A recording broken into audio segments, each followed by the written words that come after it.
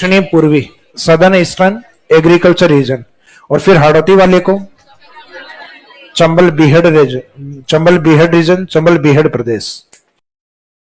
तो इस वाले को तो इतनी ऑथेंटिसिटी नहीं है व्यक्तिगत वर्गीकरण को। दूसरा है भौगोलिक वर्गीकरण, जिसमें अपन जो ज्योग्राफिकल फैक्टर हैं, भौगोलिक कारक हैं, जिसमें मुख्यतः दो फीचर्स को लेते हैं, एक तो ऊंचावच और दूसरा फैक्टर लेते हैं क्लाइमेट। तो इन दो कारकों के अकॉर्डिंग राजस्थान के भौतिक प्रदेश भौगोलिक आधार पर कितने माने गए हैं? 4। वर्तमान में इसी को ही मान्यता प्राप्त है। तो बिना कोई बेस लगाए सिंपल आपसे पूछा जाए राजस्थान के भौतिक प्रदेश कितने हैं, तो अपने को यही मानना होता है। स्टार्टिंग चैप्टर अगर आपको याद हो तो उसमें भी बात यही की थी कि राजस्थान का निर्माण का मीनिंग है राजस्थान की फिजिकल पार्ट्स का बनना। तो उसमें भी अपन ने गोंडवाना लैंड के 2 भाग और टेथी सागर के 2 भाग, और ये चारों भाग ही राजस्थान है। तो इसका मीनिंग राजस्थान के 4 फिजिकल डिवीजन, जिसके अंदर अपन ने स्टार्टिंग में कवर किया था उनके जनरल स्टडी या सामान्य जानकारी को लेकर।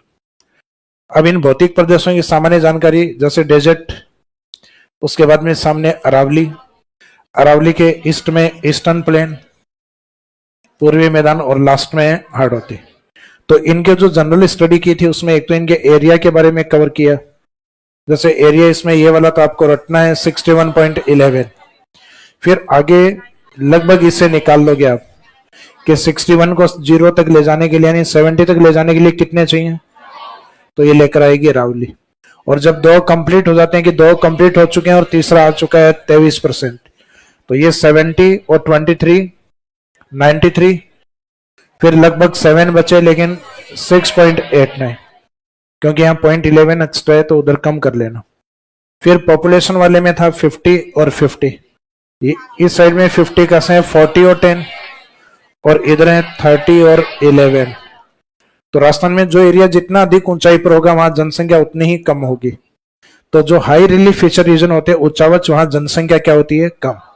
जैसे कि आप लोगों में से भी अधिकांशतः जो लोग हैं वो प्लेन एरिया, मैदानी भाग, या मुख्यतः जो नीचे भाग है उस निम्न ऊंचावच पे रहते हैं।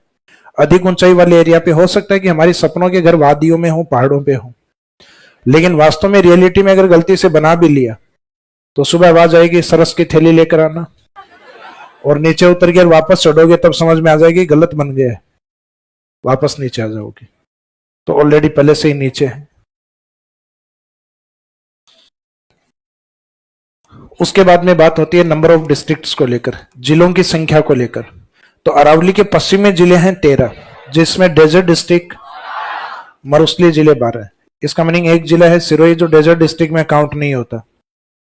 फिर जिले उस साइड से याद रखने होते हैं, इसमें 7 जिले प्लस 3 13, और जो मुख्यतः या जो मेनली अरावली के डिस्ट्रिक्ट वह है 7 डिस्ट्रिक्ट। मेनली का मीनिंग है कि उन जिलों में अरावली ज्यादा होने चाहिए। अदर फिजिकल डिवीजन भी भले ही हो, लेकिन अरावली जहां मैक्सिमम प्रेजेंट है और अदर फिजिकल डिवीजन कम है, वो जिले कितने?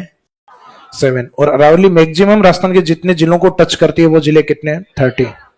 तो सिंपल क्वेश्चन, अरावली राजस्थान के अधिकतम कितने जिलों में है? 13।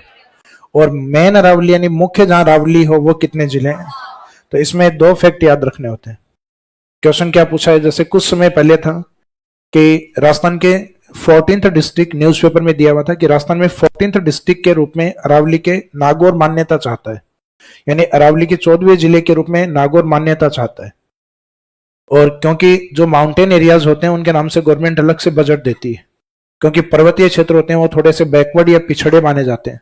जैसे इंडिया के जो नॉर्थ ईस्ट स्टेट, जितनी भी स्कीम या योजनाएं होती हैं, जैसे कई बार कई स्कीम है जिसके अंदर सेंट्रल गवर्नमेंट चलाती है 60-40 पर, और स्पेशली ब्रैकेट में लिखा रहता है पूर्वी राज्यों के लिए 90-10। इसका मीनिंग है उन राज्यों को 10% लगाना है, बाकी 90% कौन देगा? सेंटर। क्योंकि उनके इनकम ऑफ सोर्स कम है, उनकी आमदनी कम है, तो आमदनी कम है तो उनको राज्य सरकारों को टैक्स कम प्राप्त होगा, तो वो डेवलपमेंट या स्कीम अपने बजट से नहीं चला सकते, तो वहां सेंट्रल गवर्नमेंट फंडिंग ज्यादा करता है। तो नागौर भी इसीलिए चाहता था कि मेरे को अरावली के डिस्ट्रिक्ट में शामिल कर लिया जाए। तो क्या किसी जिले की मांग के आधार पर उसको उस एरिया में शामिल करना चाहिए? नहीं करना चाहिए। भाई नागौर वालों को तो ये है भाई अपना रीजनल संबंध होता है एरिया से, तो हम तो ये सोचेंगे करना चाहिए। तो नागौर वाले स्टूडेंट से पूछते हैं तो वो कहते हैं कि हाँ सर करना तो सही है। तो आज नागौर को किया है, कल फिर वो जोधपुर का देगा कि भाई नागौर को किया है तो हमने क्या बिगाड़ा है, हम तो और ज्यादा मरुस्थलीय हैं, इनसे भी ज्यादा सूखे हैं, और इनके पास तो फिर भी मार्बल है, हमारे पास तो वो भी इतना नहीं है। भाई हमने क्या बिगाड़ा है कि प्लीज प्लीज प्लीज हमें भी शामिल करो। तो नागौर ने एक बार प्लीज बोला था और जोधपुर ने 3 बार। तो गवर्नमेंट अगर ऐसे बोलने पर करेगी तो बाद में फिर जैसलमेर आएगा कि मेरे पास तो लोग भी कम है और मैंने तुम्हारा क्या बिगाड़ा है, और मेरे पास तो सबसे कम बारिश है। तो ऐसे राजस्थान के 50 जिले अरावली में होंगे एक दिन। तो इसका मीनिंग उनके डिमांड के ऊपर अरावली में शामिल नहीं किया जाएगा, अरावली में शामिल उन्हीं को ही किया जाएगा जहां अरावली जैसी चट्टाने यानी जियोमॉर्फोलॉजी स्टडी होगी। तो गवर्नमेंट ने कहा कि हम नागौर की जियोमॉर्फोलॉजी स्टडी एक बार फिर से करवा लेते हैं। वहां अगर अरावली की चट्टाने एक्सटेंट है, पुराने अध्ययन में हो सकता नहीं हुआ हो कंप्लीट अध्ययन, तो हम स्टडी वापस करवाएंगे और उस अध्ययन में अगर अरावली की चट्टाने नागौर में मिलती हैं तो नागौर को शामिल कर लेंगे, अदरवाइज नागौर को शामिल नहीं किया जाएगा। तो अभी तक तो शामिल नहीं है। अब इसके अंदर ये तो फैक्ट वाली बातें थी, अब थोड़ी कॉन्सेप्ट वाली बातें, एक तो सोइल को लेकर और एक क्लाइमेट को लेकर। सोइल या मिट्टी को लेकर इन भौतिक प्रदेशों में देखें तो अलग अलग प्रकार की मिट्टी है। हालांकि मिट्टी आपके टॉपिक अलग से दिया हुआ है, जहां राजस्थान में जितनी भी प्रकार की मिट्टी हो वो अपने को कंप्लीट पढ़नी है। लेकिन मेन इन चारों भौतिक प्रदेशों की मिट्टी मानी जाए तो इन 4 एरिया में कौन सी है, क्योंकि ये 4 एरिया तो कंप्लीटली राजस्थान है। तो अपना जो एग्रीकल्चर डिपार्टमेंट है वो तो राजस्थान में कितनी मिट्टी मानता है, 14 प्रकार की, और एक साइंटिफिक क्लासिफिकेशन है वो मानता है 5। तो इसका मीनिंग वो तो अपन उस चैप्टर में पढ़ेंगे जहां सिर्फ सॉइल पढ़ेंगे। यहां मेजर पढ़ेंगे कि मेन ये पार्ट है तो इसमें मेन कौन सी सॉइल ली जाए। अरावली है तो उसमें मेन सॉइल कौन सी। तो यहां तो सिर्फ हम 4 की बात करेंगे जो इन फिजिकल डिवीजन से रिलेवेंट। तो ये जो फैक्ट आपके लिखे हुए थे उन फैक्ट में नेक्स्ट फैक्ट अपना किसको लेकर होगा, मिट्टी को लेकर।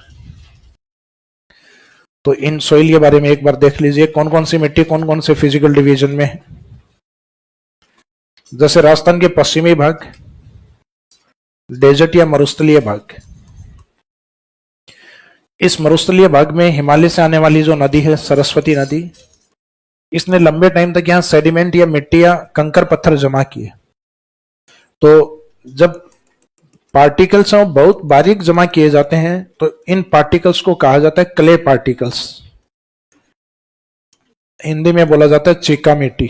जैसे तालाबों में होती है ना चिकनी मिट्टी, उसको कहते हैं क्ले, क्ले पार्टिकल्स या चिका। क्ले पार्टिकल से अगर थोड़ी सी मोटी हो तो उसको नाम दिया जाता है सिल्ट। सिल्ट कहते हैं गाद। जैसे अपनी नालियों में बहने वाली जो मिट्टी होती है पानी के साथ, कीचड़ या गाद, तो जो लंबे टाइम तक पानी के साथ बहती है तो वो टूट टूट के धीरे धीरे और बारीक होती है, लेकिन वो क्ले से थोड़ी मोटी होती है। सिल्ट से मोटी मिट्टी होती है वो होती है सैंड। सैंड को हिंदी में कहते हैं रेत। ये मिलती है अपने को पश्चिमी राजस्थान में डेजर्ट एरिया में। और उस सैंड से भी मोटे पार्टिकल्स होते हैं, उसको कहते हैं ग्रेवल। ग्रेवल का मीनिंग होता है बजरी। और बजरी के अंदर जो मोटे कंकर पत्थर आपको दिखाई देते हैं उनको बोला जाता है बोल्डर।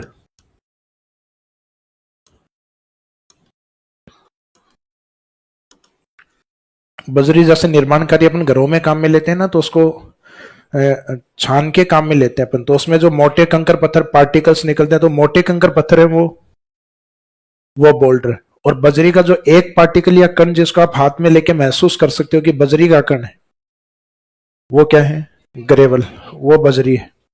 और बजरी से बारीक पश्चिमी राजस्थान में आप जाओगे तो सैंड ड्यून या रेत के टीले आप देखोगे। तो रेत के टीले देखते हो आप सैंड मिट्टी के, यानी बजरी से तो बारीक होगा लेकिन सिल्ट से बड़ा पार्टिकल होगा। तो पश्चिमी राजस्थान के रेत के टीलों में अपन कितनी भी देर वहां पे घूमे खेले और उसके बाद में कपड़ों को यूं झड़का लेंगे तो मिट्टी सारी साफ, कारण पार्टिकल्स मोटे हैं, कपड़ों से निकल जाते हैं। चिका या जो कले मिट्टी होती है, गलती से आप गांव के तालाब में खेलने के लिए चले गए तो टाइड से भी व्हाइट नहीं होगा फिर। तो मीनिंग ये है कि जो चिका वाले पार्टिकल्स हैं वो कपड़ों में अंदर तक बैठ जाते हैं, तो ये पार्टिकल्स काफी बारीक होते हैं। तो मरुस्थल में जो यहाँ पे जो पत्थर है वो इस सैंड के और कंटिन्यूस जमने के कारण, इसके लिथिफिकेशन के कारण, जमाव के कारण वहां पत्थर बना सैंड स्टोन। सैंड स्टोन यानी बलवा पत्थर। और उस बलुआ पत्थर का टाइम के साथ इरोजन होने लग गया, अपरदन होने लग गया, या तो हवाओं के कारण या मुख्यतः टेम्परेचर के कारण। क्योंकि चट्टानों की कुछ प्रकृति पाई जाती है, टेम्परेचर अधिक होता है तो कुछ चट्टानों में ऐसे खनिज होते हैं कि चट्टानें फैलने लग जाती हैं, जैसे ठंड होती है वापस सिकुड़ती हैं। तो फैलने और सिकुड़ने से धीरे धीरे जो चट्टानें हैं वो अपरदित होना स्टार्ट हो जाती हैं, या उनका वेदरिंग होना स्टार्ट हो जाता है, यानी अपक्षय और अपरदन। तो अपक्षय तो होता है चट्टानों का अपने ही स्थान पे डिसमेंटल या टूटना, और अपने स्थान से टूटने के बाद दूसरी जगह अगर ट्रांसफर हो रहे हैं तो इसका मीनिंग उसको कहा जाता है अपरदन। तो इसका मीनिंग है कि जो अपक्षय जो होता है वो एक स्टैटिक या स्थिर प्रक्रिया होती है, जबकि अपरदन जो होता है इरोजन वो होती है डायनेमिक, उसमें गति होती है। तो जो बलुआ पत्थर है वो टूटना स्टार्ट कर देता है, तो उससे जो मिट्टी बनती है उस मिट्टी को कहते हैं अपन बलुई मिट्टी, और इसके कण मोटे होते हैं कले और सिल्ट से, इस कारण इसको हम कहते हैं रेत। तो रेत को जनरली हम क्या बोल देते हैं, रेतीली। तो इंग्लिश में तो इसका जो सैंड स्टोन से बनी है उसको हम कहेंगे सैंडी सॉइल, रेतीली मिट्टी। और हिंदी में इसके दो मीनिंग होते हैं कि सैंड को हिंदी में क्या बोलते हैं, बलुआ भी बोलते हैं।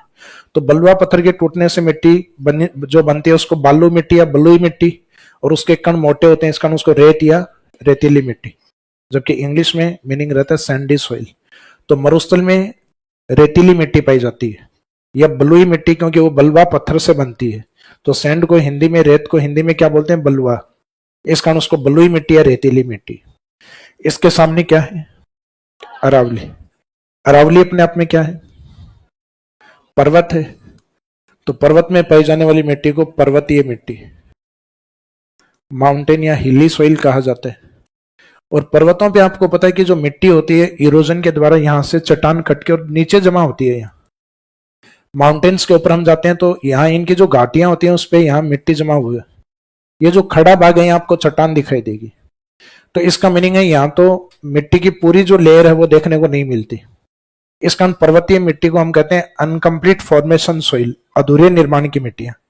और इन मिट्टियों के अंदर मुख्यतः वनस्पति का जो वनस्पति है वो ज्यादा ग्रो करती है। एग्रीकल्चर पॉसिबल नहीं है क्योंकि इसमें हल नहीं चलाया जा सकता, क्योंकि चट्टानी भाग है।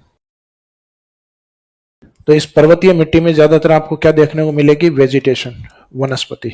इस कारण इस मिट्टी को वनीय मिट्टी भी कहा जाता है, फॉरेस्ट सॉइल, क्योंकि इसमें फॉरेस्ट अधिक मिलेंगे, वन अधिक मिलेंगे। तो इस कारण पर्वतीय मिट्टियों को हिली सॉइल यानी पर्वतीय मिट्टियां या फॉरेस्ट सॉइल कहा जाता है। जैसे अरावली के ऊपर जो हरियाली दिखाई देती है वो क्या है, एग्रीकल्चर है या वन है, वेजिटेशन है, वो वनस्पति है। इस कारण उस मिट्टी को या तो पर्वतों पे है तो पर्वतीय मिट्टी, या उस पे वनस्पति अधिक होती है, इस कारण उसको वन्य मिट्टी। तो इसको कहा जाता है माउंटेन सॉइल या हिली सॉइल और फॉरेस्ट सॉइल। फिर है राजस्थान के मैदानी भाग।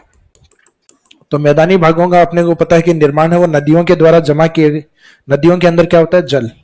उस जल से जो जमा किए गए सेडिमेंट है उससे हुआ है, और जल के द्वारा जो जमाव किया जाता है उसको हम कहते हैं जलोढ़,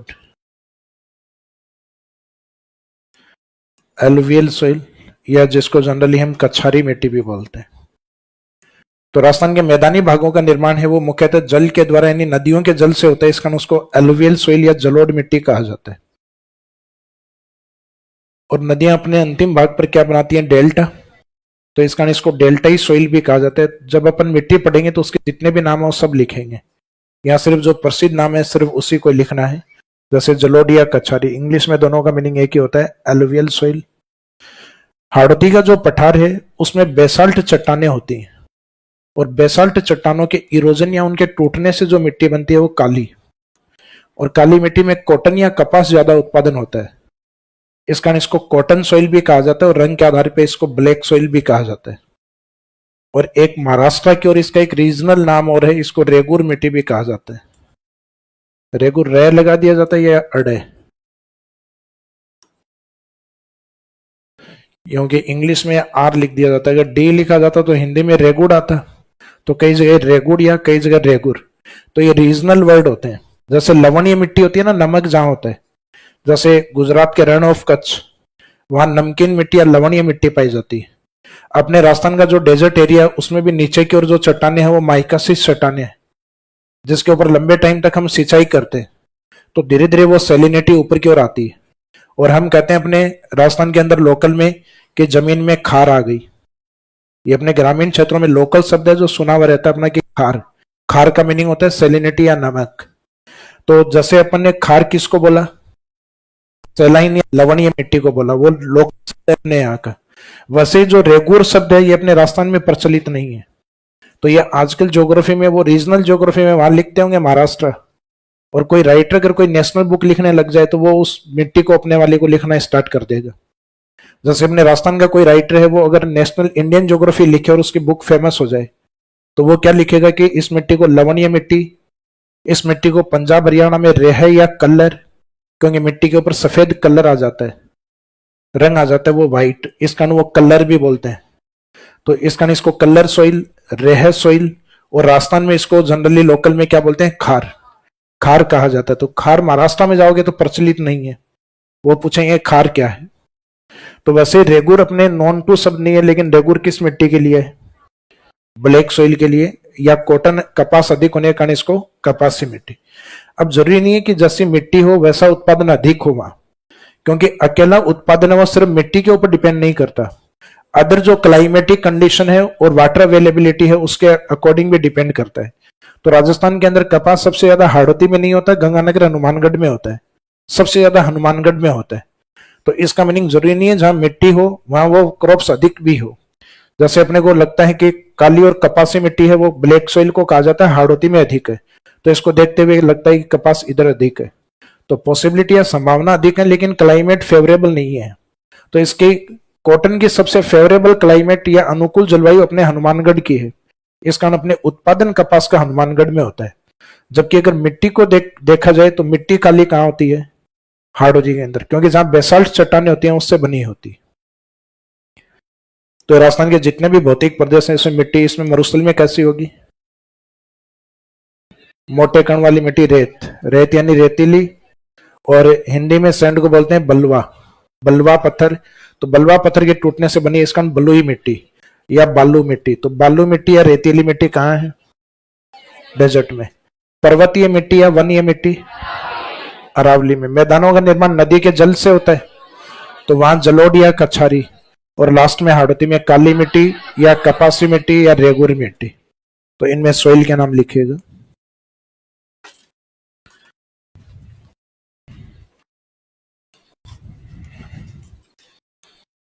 डेजर्ट है सैंडी सोइल, रेतीली या बलुई मिट्टी।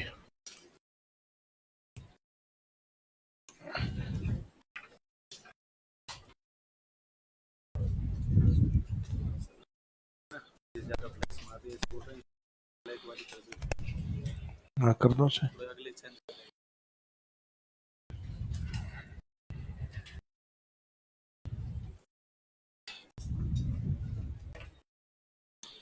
इसी में होगा ना।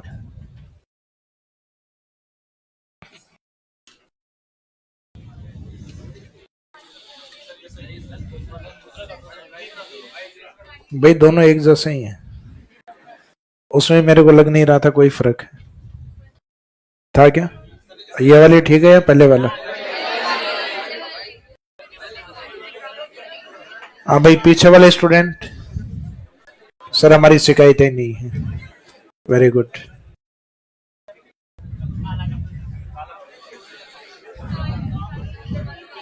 इस साइड वाले में, इसमें लाइट है, लाइट तो सब में होगी, ग्रीन वाली में भी आ रही थी साइड।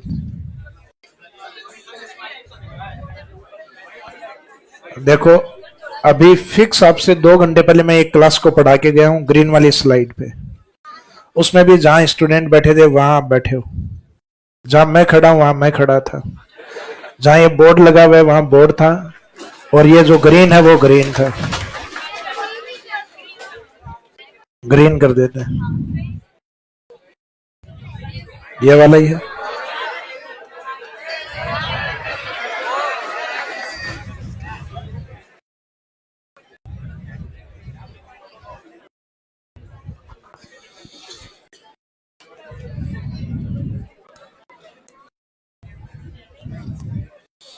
तो इसमें रेतीली है बलुई मिट्टी,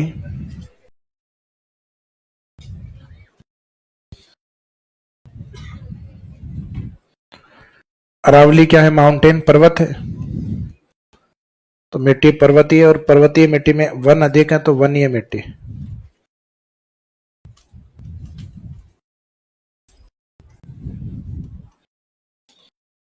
तो इसको कहा जाता है हिली ऑब्लिक फॉरेस्ट सॉइल। तो फॉरेस्ट अधिक होने के कारण फॉरेस्ट सॉइल या हिली सॉइल या माउंटेन सॉइल भी लिख सकते हो। तो माउंटेन या हिली सॉइल मीनिंग एक ही है। आगे अपने टॉपिक ही है इंडिविजुअल अलग से, वहां सारी मिट्टी वापस रिपीट होंगी। मैदानी भाग जहां नदियों का जल होता है उस मिट्टी को जलोढ़ या कछारी।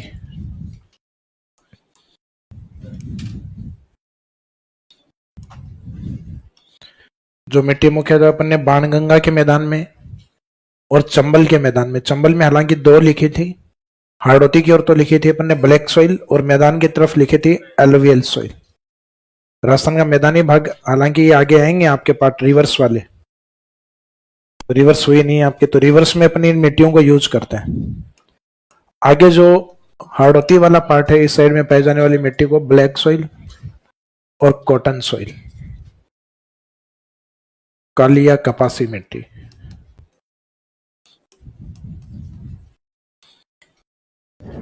तो मिट्टी का रंग काला होता है इस कारण इसको ब्लैक सॉइल, और कपास अधिक उत्पादित होता है इस कारण कॉटन सॉइल।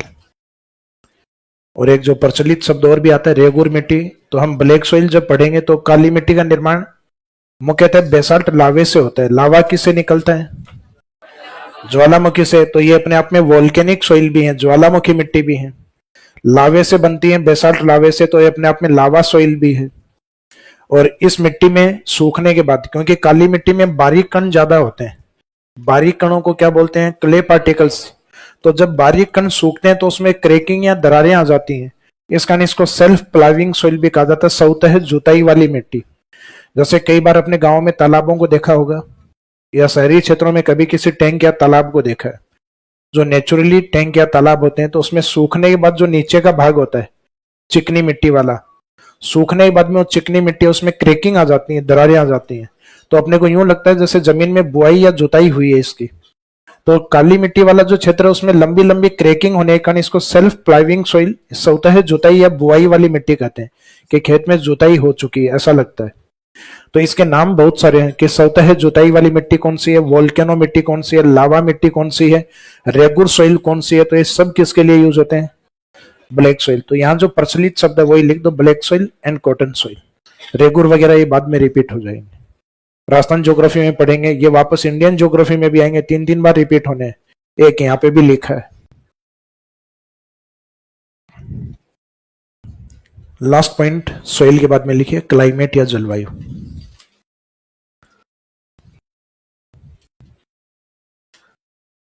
तो इनके जनरल स्टडी लगभग इन 4-5 पॉइंट के बेस पे देखते हैं, एरिया के अकॉर्डिंग, पॉपुलेशन के अकॉर्डिंग, डिस्ट्रिक्ट के अकॉर्डिंग, मिट्टी के अकॉर्डिंग और जलवायु के आधार पर।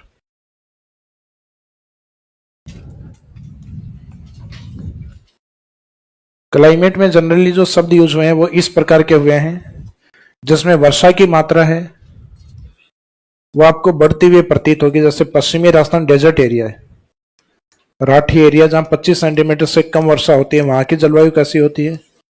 शुष्क जलवायु या एरिड टाइप क्लाइमेट। इसके सामने वाला जो एरिया है उसमें थोड़ी ठीक बारिश होती है, जैसे यहाँ 0 से 25 होती है, इसमें 25 से 50 होती है सेमी एरिड डेजर्ट में। इस क्लाइमेट को नाम दिया जाता है सेमी एरिड। सेमी एरिड का मीनिंग है अर्ध शुष्क। तो ये दोनों ही जलवायु, arid semi arid type climate, ये दोनों ही कहां पर हैं? डेजर्ट में। डेजर्ट वाले एरिया के जस्ट सामने अरावली, अरावली के बाद में अपना राजस्थान का पूर्वी मैदान, और उसके बाद में ये वाला एक माही बेसिन को अलग लेते हैं, हाड़ौती वाली जलवायु में लेते हैं इसको।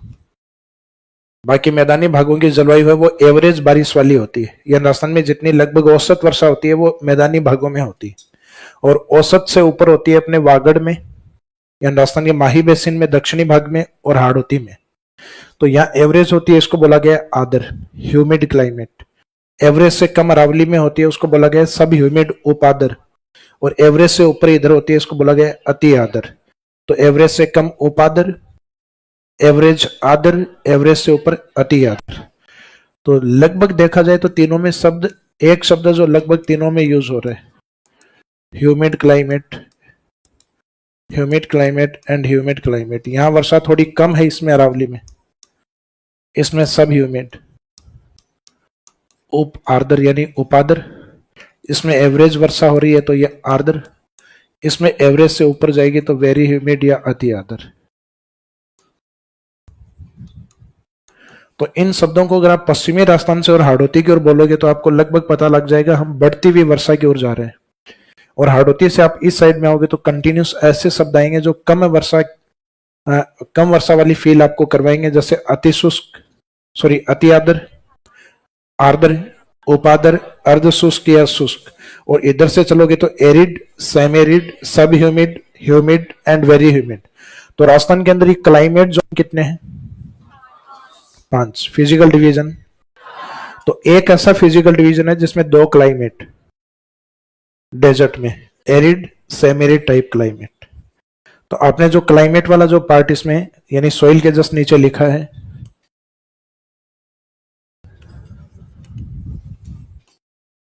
उस क्लाइमेट में डेजर्ट में लिखेगा arid and semi arid type climate,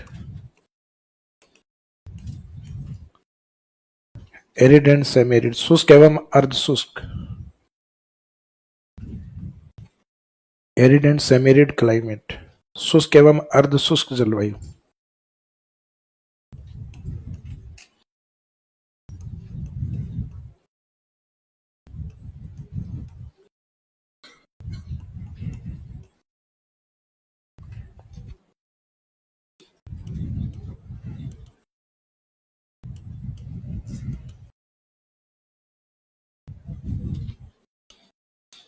बाकी आगे वाले 3 ह्यूमिड टाइप हैं, थोड़ी आर्द्र है लेकिन ये एवरेज में यही से थोड़ी कम है, तो आर्द्र से थोड़ी कम होगी तो सब ह्यूमिड, एवरेज है तो ह्यूमिड, और एवरेज से ऊपर है तो वेरी ह्यूमिड, अति आर्द्र। तो एवरेज से कम उपार्द्र, अरावली में आर्द्र, मैदान में और हाड़ौती की तरफ अति आर्द्र।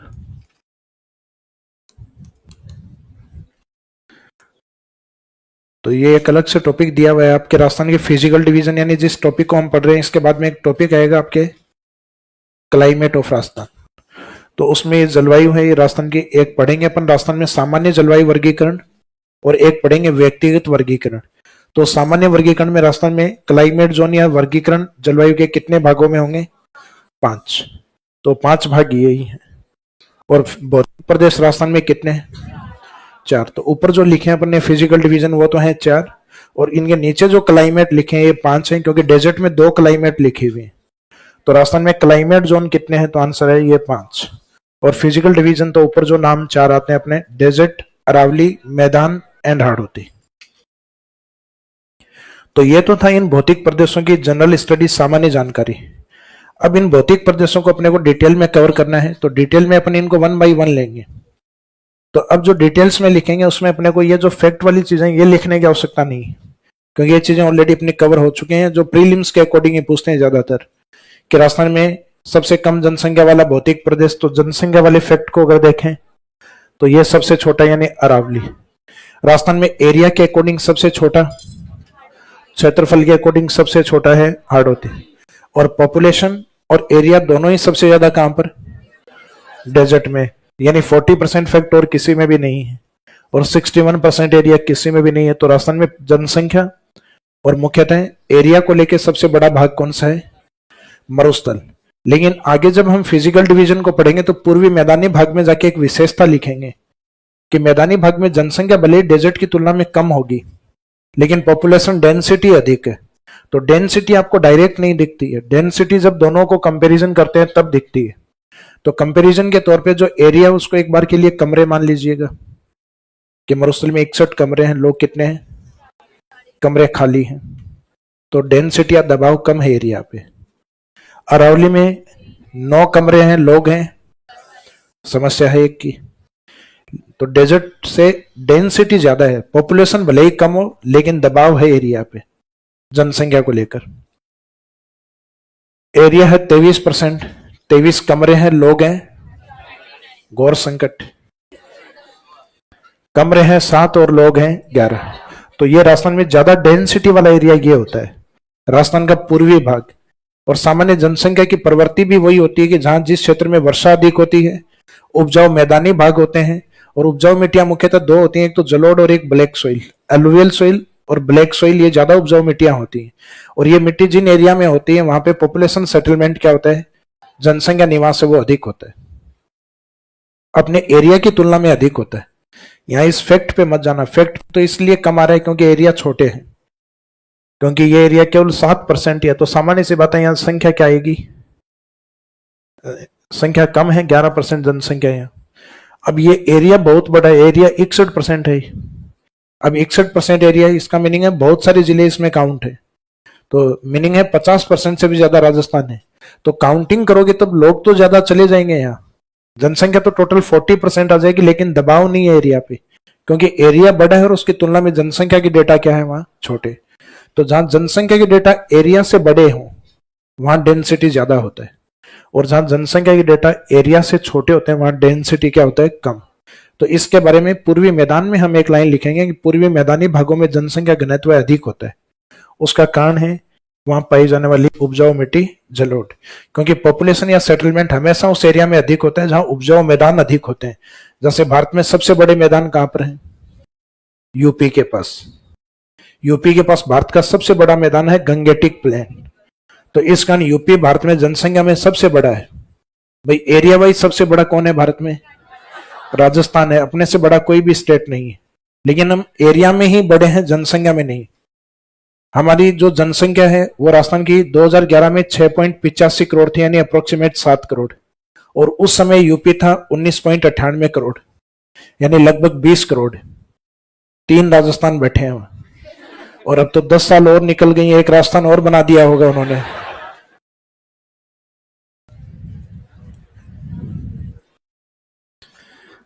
तो ऊपर जो हेडिंग आपने 4 भौतिक प्रदेशों की लिखी हुई थी, अब हेडिंग में उसमें से फर्स्ट लिखिए, मरुस्थल को डिटेल में डायरेक्शन वाइज पूरा लिखना, उसका नाम उत्तरी पश्चिमी मरुस्थल।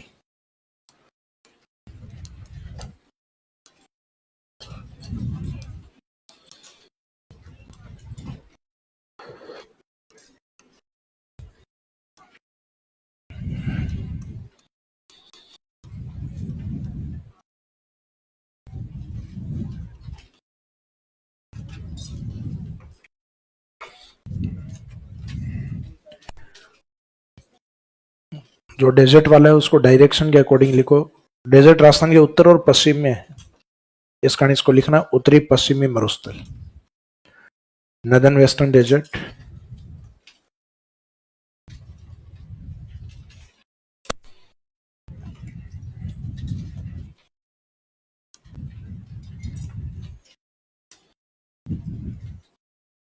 इन 4 भौतिक प्रदेशों में सबसे पहले अपन ये वाला पढ़ना स्टार्ट कर रहे हैं। तो ये भौतिक प्रदेश कौन सा है ये तो पता है ना, ये एरिया, ये मरुस्थल है, डेजर्ट एरिया है। और ये डेजर्ट राजस्थान के कौन से भाग में दिखाई दे रहा है, तो राजस्थान के अकॉर्डिंग अगर हम देखें तो ये डायरेक्शन राजस्थान के नॉर्थ है और ये वाली है पश्चिम, वेस्टर्न पार्ट। इस कारण इसको बोला गया उत्तरी पश्चिमी मरुस्थल। अब ये तो हमने इसका नाम लिख दिया, लेकिन ऑफिशियली नेम ये नहीं है।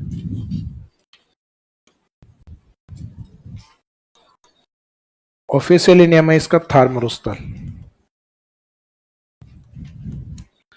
भाई ये तो सिर्फ एक कैरेक्टरिस्टिक्स है, एक विशेषता है कि डेजर्ट सूखा एरिया है। जैसे कि जनरली कई बार किसी के घर में बच्चे का जन्म होता है, तब ये तय होता है कि बच्चा हुआ है, फिर बाद में तय होता है कि जेंडर क्या है, फिर तय होता है कि इसका नाम क्या है। तो मीनिंग है कि अपने को ये तो पता है कि डेजर्ट है, फिर एक तय होता है कि किस भाग में है, तो फिर वो हमने हेडिंग में डाला है कि नॉर्थ वेस्ट।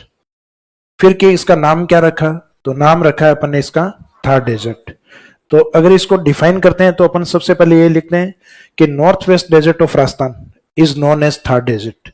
राजस्थान के उत्तरी पश्चिमी मरुस्थल को थार का मरुस्थल कहा जाता है। इंडियन ज्योग्राफी में जब लिखा जाता है तो वहां भारत का ये सबसे बड़ा मरुस्थल यही है इंडिया का। इस कारण वहां लिखा जाता है कि इंडिया का जो पश्चिमी मरुस्थल है उसको ग्रेट डेजर्ट ऑफ इंडिया कहा जाता है, भारत का महान मरुस्थल कहा जाता है। तो इंडिया के लिए अपने आप में बड़ा डेजर्ट है, इसका ये संज्ञा दी गई है, जबकि नाम ग्रेट डेजर्ट ऑफ इंडिया नहीं है, नाम इसका क्या है, थर्ड डिजिट। तो कई एक आधी बार एग्जाम में ये ऑब्जेक्टिव टाइप में इस तरीके से दिया गया है कि राजस्थान के मरुस्थलीय क्षेत्र को क्या कहा जाता है। तो एक तो राजस्थान का महान मरुस्थल यानी ग्रेट डेजर्ट ऑफ राजस्थान, या फिर दूसरा शब्द ग्रेट डेजर्ट ऑफ इंडिया, या फिर जो अपने नाम निकाल रखा है इसका थर्ड डेजर्ट, और एक लिखा जाता है नोटा के उपरोक्त में से कोई नहीं। तो कई बार अपने को लगता है कि यहाँ अगर उपरोक्त सभी आ जाता तो शायद उपरोक्त सभी हो जाता है, फिर भी नहीं होता। मरुस्थल का ऑफिशियली नेम क्या है, थर्ड डेजर्ट। गवर्नमेंट ने अपनी बुक्स हैं जैसे इकोनॉमिक रिव्यू, उसमें भी लिख रखा है कि राजस्थान के उत्तरी पश्चिमी भाग जहां मरुस्थल है उसे थर्ड डेजर्ट कहा जाता है। ज्योग्राफी की बुक्स में भी यही डिफाइन किया हुआ है कि राजस्थान के उत्तरी पश्चिमी भाग में मरुस्थल है जिसको थर्ड डेजर्ट। तो इसका मीनिंग अपने से अगर नाम पूछा है तो नाम इसमें हमेशा क्या रहेगा, थर्ड डेजर्ट। तो इसमें हेडिंग डाल के फर्स्ट लाइन में लिखिएगा राजस्थान के उत्तरी पश्चिमी मरुस्थल को northern western desert of Rajasthan is known as third desert, is known as third desert. Rajasthan के उत्तरी पश्चिमी मरुस्थल को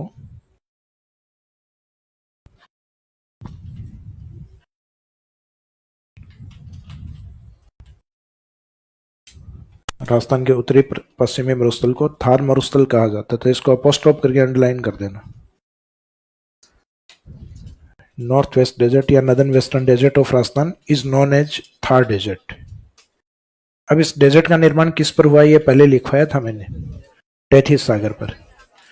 तो जिसे थार मरुस्थल कहा जाता है, जिसका निर्माण या इस मरुस्थल का निर्माण टेथिस सागर पर हुआ है। This desert is formed on Tethys sea.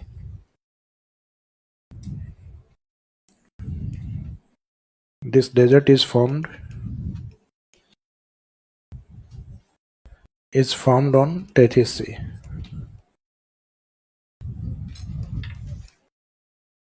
इस मरुस्थल का निर्माण टेथिस सागर पर हुआ है। तो ये तो है इसका जनरल सा पॉइंट कि ये जो उत्तरी पश्चिमी मरुस्थल है इसको क्या कहा जाता है, एक तो थार कहा जाता है और किसके ऊपर इसका निर्माण हुआ है, टेथिस सागर। तो टी वाले दो पॉइंट है कि इसको थार डेजर्ट कहा जाता है, निर्माण किस पर हुआ है, टेथिस सागर पर। फिर नेक्स्ट इसी मरुस्थल में एक हेडिंग है निर्माण काल, फॉर्मेशन पीरियड।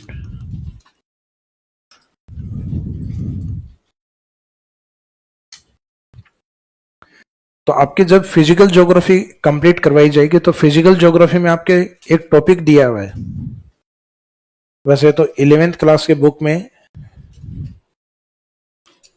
फिजिकल ज्योग्राफी के आपके जो 4 या 5 टॉपिक दिए हुए हैं वो 11th क्लास के बुक में कंटिन्यूस दिए हुए हैं। उस बुक से एज इट इज उठा के आपके सिलेबस में ऐड किया गया है, जिसके अंदर एक तो पृथ्वी की आंतरिक संरचना, इंटीरियर स्ट्रक्चर ऑफ अर्थ, एक आपके दिया हुआ है जियोलॉजिकल टाइम स्केल जीटीएस। तो ये अपने ज्योग्राफी के अंदर जो टाइम पीरियड है उनको अलग अलग नामों से जाना जाता है। जैसे वर्तमान का जो युग है वो है क्वाटनरी एज, चतुर्थ युग है जिसमें एक पार्ट तो निकल चुका है प्लीस्टोसीन, और एक युग जो वर्तमान में चल रहा है होलोसीन। तो वर्तमान में वैसे भी होलोसीन है, यानी एक यंत्र अपने पास जिसपे हेलो भी पॉसिबल है, सीन भी पॉसिबल है। कहते हैं वीडियो कॉल करो ना। तो इसका मीनिंग है कि वर्तमान का ऐसा युग है जिसमें दोनों पार्ट पॉसिबल है। तो भूगोल ने ये काल है, ये टाइम पीरियड है, बड़े सोच समझ के रखे हैं। तो एक तो मरुस्थल का निर्माण है वो तीसरे काल में हुआ है, यानी ट्रसेरी एज में, ट्रसेरी काल में। और एक कुछ भाग है जो क्वाटनरी पार्ट में बना है, लेकिन क्वाटनरी में दो पार्ट है, एक प्लिस्टोसिन जो निकल चुका है, एक जो चल रहा है वो होलोसीन। तो जो निकल चुका है वहां तक डेजर्ट बना है। तो मेन डेजर्ट का निर्माण तो हुआ है तीसरे काल में, और जो बचा हुआ है वो क्वाटनरी के किस पार्ट तक बना है, क्वाटनरी के प्लिस्टोसिन।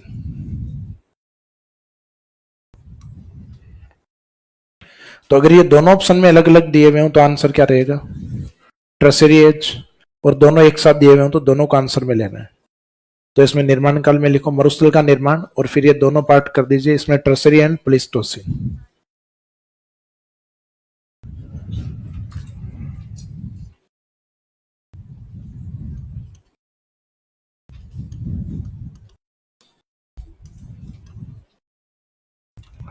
ट्रसेरी एज,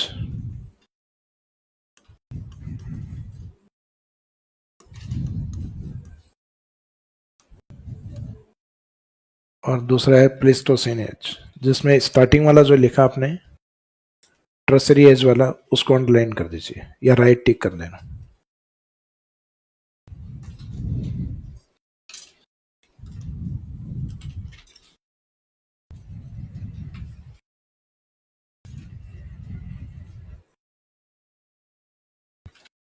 ट्रसेरी एज यानी तृतीयक युग, जबकि सेकंड प्लेस्टोसीन एक किस में आता है, क्वाटनरी एज में आता है, चौथे युग में आता है।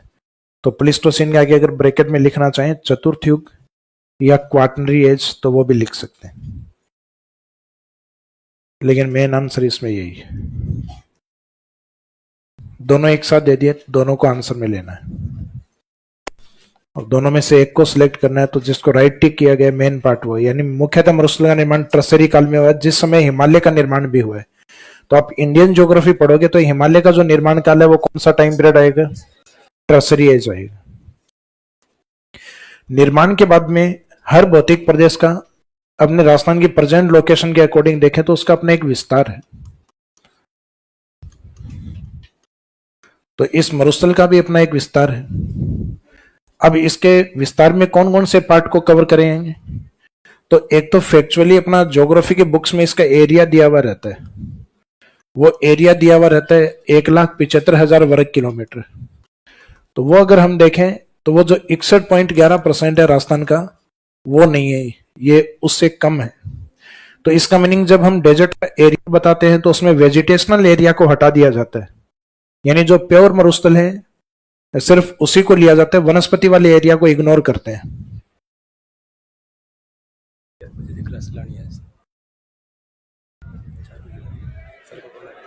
किसका?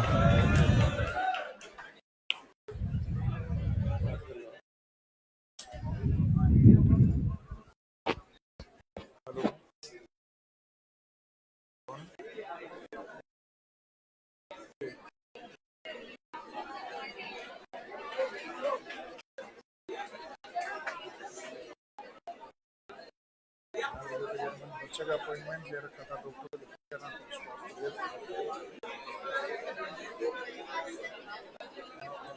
उनको बोलो जो बच्चे का अपॉइंटमेंट ले रखा है 3 बजे का डॉक्टर 3:15 बजे बहुत हॉस्पिटल जाना, उनको बोलना है ना।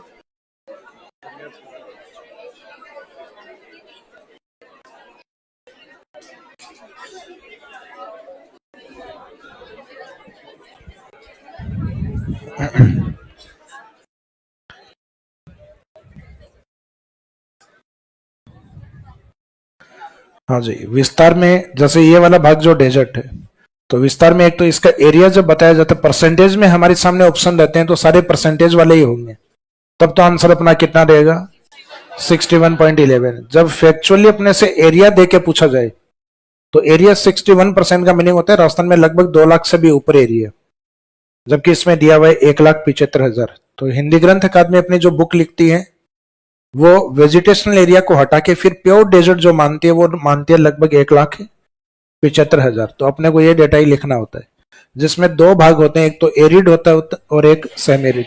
तो एरिड वाला भाग हमारे ज्यादा बड़ा माना गया है। जो ये इधर वाला डेटा दिखाई दे रहा है 1 लाख, ये एरिड है, और आगे वाला जो डिजिट दिखाई दे रहा है 75,000, ये सेमी एरिड। तो डेजर्ट का जो टोटल एरिया है वो 1 लाख और 75,000 है। 1 लाख एरिड डेजर्ट और 75,000 है वो सेमी एरिड डेजर्ट। तो ये टोटल डेजर्ट एरिया। अब इस डेजर्ट की अगर लेंथ देखी जाए तो लेंथ वाला पार्ट होता है इधर गुजरात से लेकर और हरियाणा बॉर्डर तक, इसका मीनिंग है 640 किलोमीटर। और इस साइड में अरावली से लेकर और राजस्थान का जो डेजर्ट एरिया है ये इसकी होती है चौड़ाई। तो लेंथ तो है लगभग 650 किलोमीटर के आसपास, यानी 600 के आसपास मानिए। चौड़ाई है इसके लगभग आधी, तो फिक्स आधी तो होती है 320, राउंड फिगर में लेनी है 300 किलोमीटर।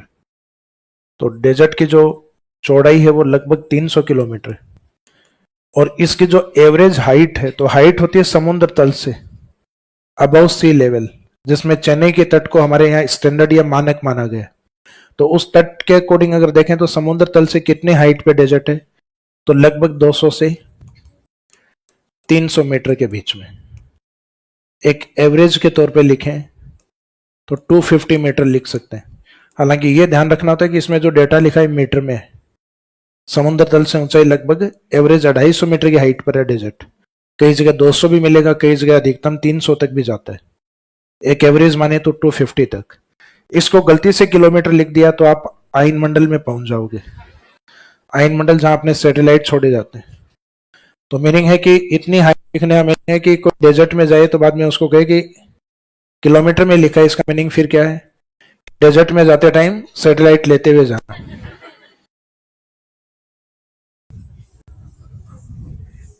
तो इसमें 3-4 फैक्ट हैं, वो इसमें यूज करने हैं। तो विस्तार में एक तो कवर करना है अपने को इसका एरिया डेजर्ट का। तो एरिया लिख दो, चाहे टोटल एरिया लिख दो, मीनिंग एक ही है। तो क्षेत्रफल अभी कितना बताया था डिजिट में? परसेंटेज में तो अपने को याद है 61%। संख्या के अकॉर्डिंग 1,75,000 वर्ग किलोमीटर या किलोमीटर स्क्वायर। जबकि इसकी जो लेंथ है डेजर्ट की लंबाई है गुजरात से हरियाणा की तरफ 640 किलोमीटर।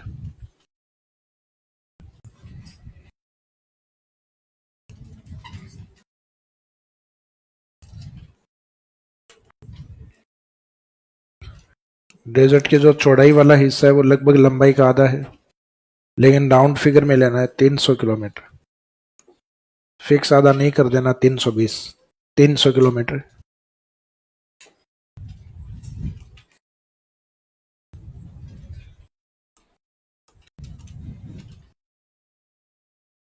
एवरेज हाइट औसत ऊंचाई,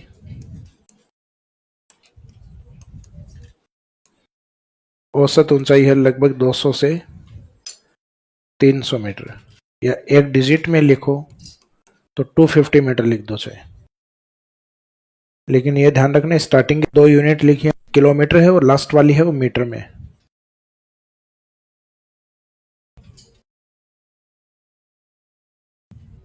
इसकी लेंथ लगभग 640 किलोमीटर, 640 किलोमीटर।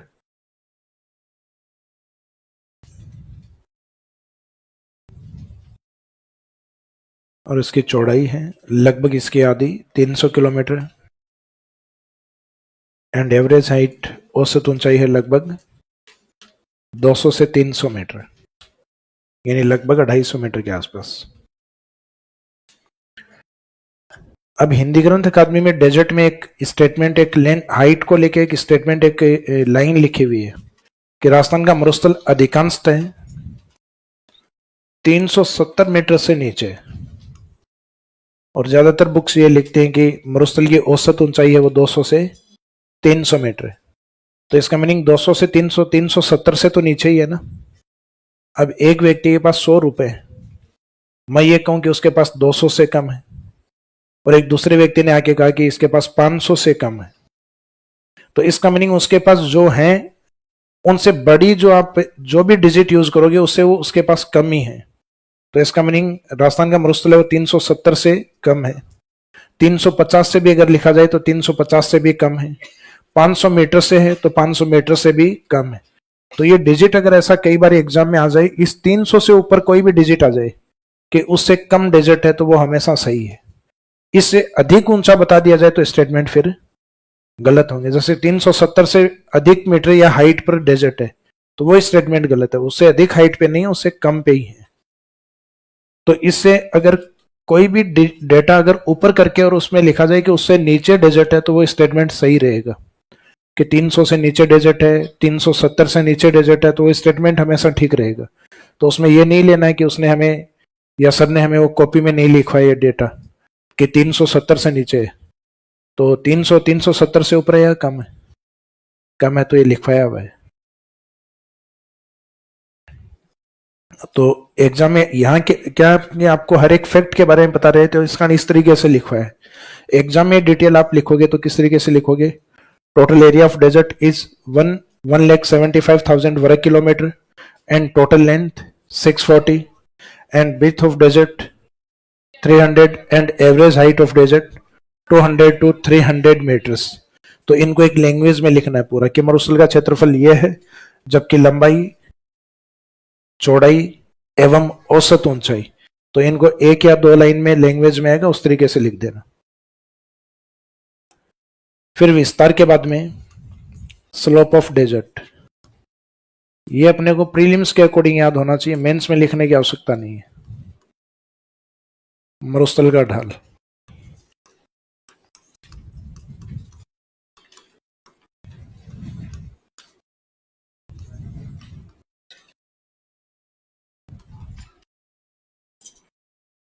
जहां भी थ्योरी में आपको ये लाइन लिखवाई जाए ना, ओनली आर एस प्रीलिम्स, इसका मीनिंग उसको मेंस में यूज नहीं करना है।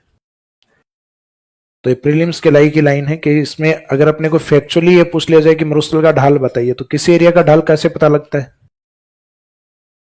भाई? आपके घर में ढाल किधर है कैसे पता लगेगा?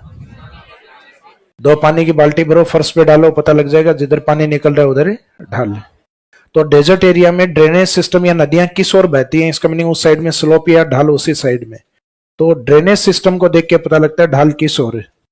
तो अगर डेजर्ट की हम मेन या बड़ी नदियां देखें, फॉर एग्जाम्पल राजस्थान का जो डेजर्ट एरिया है उसमें एक तो मध्य अरावली से निकलती है नाग पहाड़ियों से, डेजर्ट होते हुए गुजरात की ओर निकलने वाली प्रमुख नदी है लूनी, एक तो डेजर्ट की सबसे लंबी नदी है। एक इधर हिमालय से डेजर्ट होते हुए पाकिस्तान की ओर जाने वाली घग्गर।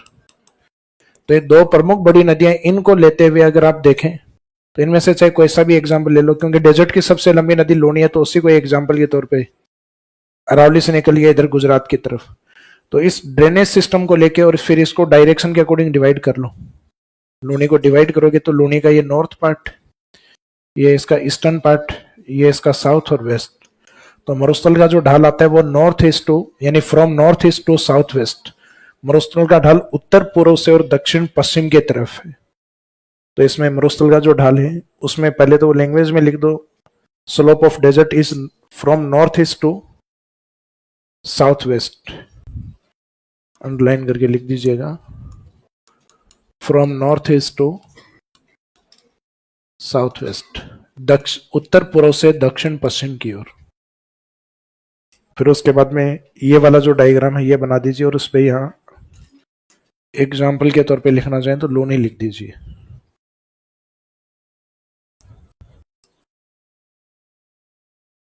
क्योंकि अपने डेजर्ट की सबसे लंबी नदी जिस ओर जा रही है, इसका मीनिंग ड्रेनेज सिस्टम उसी साइड में है ज्यादा। चाहे लिखना चाहो तो इसको घग्गर लिख दो। तो मीनिंग अपने समझ में आना चाहिए कि ढाल इस ओर क्यों बताया है, क्योंकि अपना ड्रेनेज सिस्टम इस ओर ज्यादा जाता है।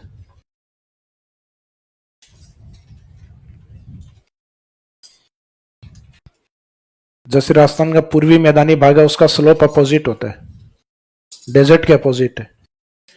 जैसे राजस्थान के इस साइड में पूर्वी भाग में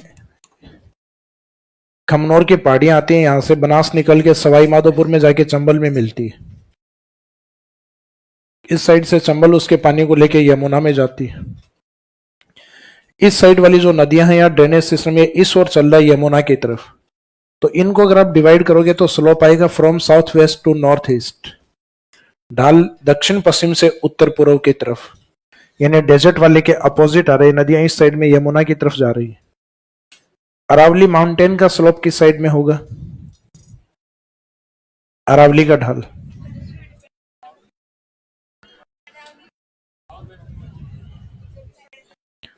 भाई अरावली के पहाड़ी के किस भाग में बारिश होगी उस पर डिपेंड होगा। अगर ऊपर होगी तो ढाल चारों तरफ है। फिर भी समझ में नहीं आई तो 2 मग पानी के भर के सर में डालना। ढाल किस ओर था? चारों तरफ। सर में पानी डालते हैं वो चारों तरफ निकलता है। तो सेम वैसे ही अरावली अपने आप में एक माउंटेन है, और माउंटेन के ऊपर अगर बारिश होगी तो ड्रेनेज सिस्टम चारों तरफ एक्टिव होगा। अगर माउंटेन के किसी एक फेस पे बारिश हो रही है तो ड्रेनेज सिस्टम उस साइड में एक्टिव होगा। फॉर एग्जाम्पल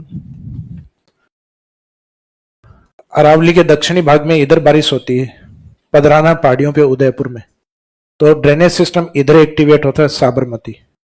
अरावली के पश्चिमी भाग में मध्य अरावली में अजमेर या पाली के आसपास बारिश होती है तो लूनी ड्रेनेज सिस्टम यानी अरावली के पश्चिम में एक्टिव होता है। अरावली के उत्तरी भाग यहाँ सीकर में खंडेला की पहाड़ियों के पास में बारिश होती है तो ड्रेनेज सिस्टम इधर एक्टिव होता है, उत्तर की तरफ कांतली, हालांकि वो एक छोटा ही पार्ट है। जयपुर के इस साइड में बैराट की पहाड़ियों पे वर्षा होती है तो ड्रेनेज सिस्टम इसके पूर्व में एक्टिव होता है, बाणगंगा रिवर। तो अरावली में स्लोप या ढाल आपको चारों तरफ दिखाई देंगे। जैसे साउथ वाले फेस पे बारिश हो रही है तो बारिश जिस साइड में पर्वत के टकरा के बारिश हुई, ड्रेनेज सिस्टम उधर ही एक्टिव हो जाएगा।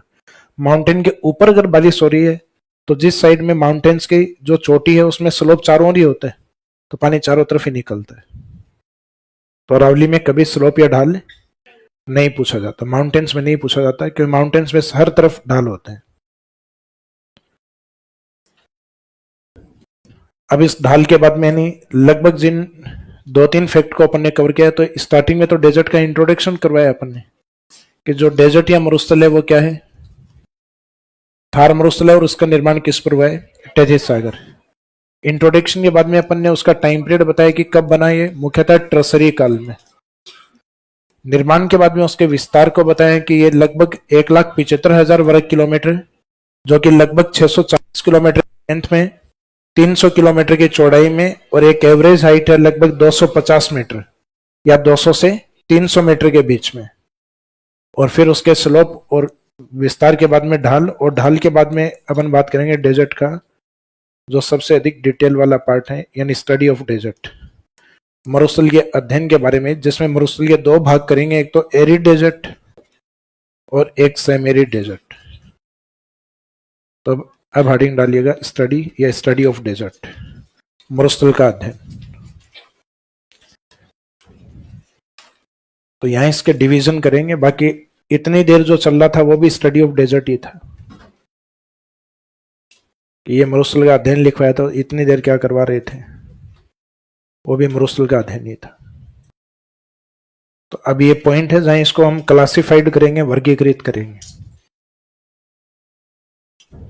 तो इसमें अध्ययन या स्टडी वाले पार्ट में लिखो, अध्ययन की दृष्टि से मरुस्थल को 2 भागों में बांटा जाता है according to study point of view.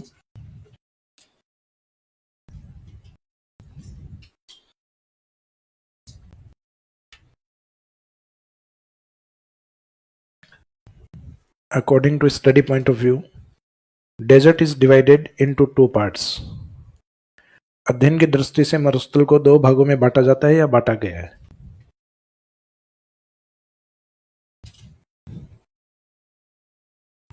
ये जो फैक्ट है इसको अंडरलाइन कर दीजिए, 2 भाग। According to study point of view, desert is divided into 2 parts. उसके बाद में मरुस्थल लिख के उसके 2 भाग कौन से हैं, तो एक तरफ तो लिख दीजिएगा एरिड डेजर्ट,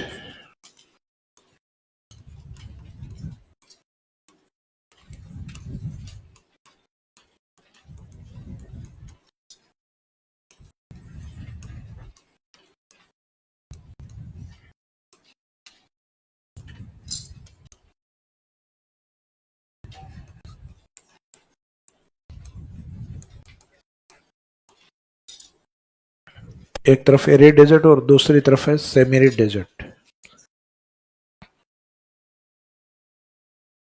शुष्क मरुस्थल एवं अर्ध शुष्क मरुस्थल।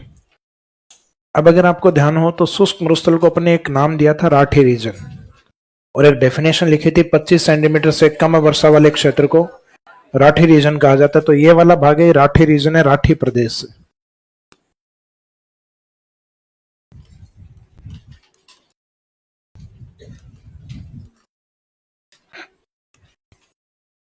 ये मुख्यतः राजस्थान का पश्चिमी भाग है, ये वाला भाग जैसलमेर, बीकानेर, बाड़मेर वाला पार्ट।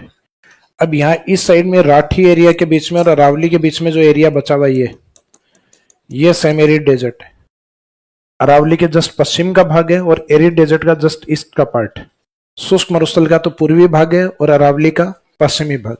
और अब अगर आपको ध्यान है कि अरावली का पश्चिमी भाग जहां पुरानी जलोढ़ मिट्टी पाई जाती है उसको बांगड़ कहा जाता है। तो इसका मीनिंग ये एरिया दूसरा नाम क्या है, बांगड़ रीजन। वागड़ तो होता है राजस्थान के दक्षिण में, ये वह वाला नहीं होके बै वाला है।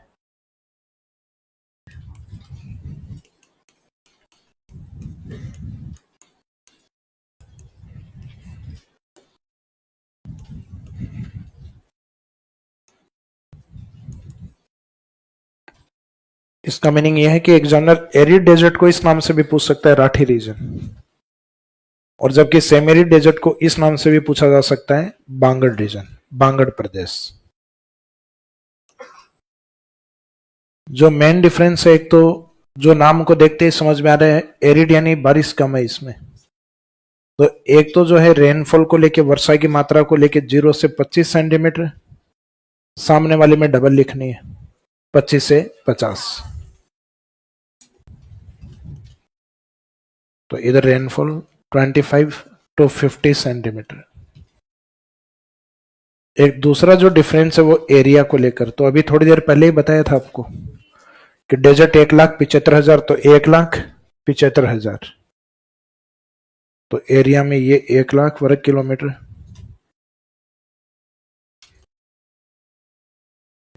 1,00,000 में 0 काउंट कर लेना, कई बार 10,000 लगा के घूमते हो फिर कि लिखवाया इतना ही था,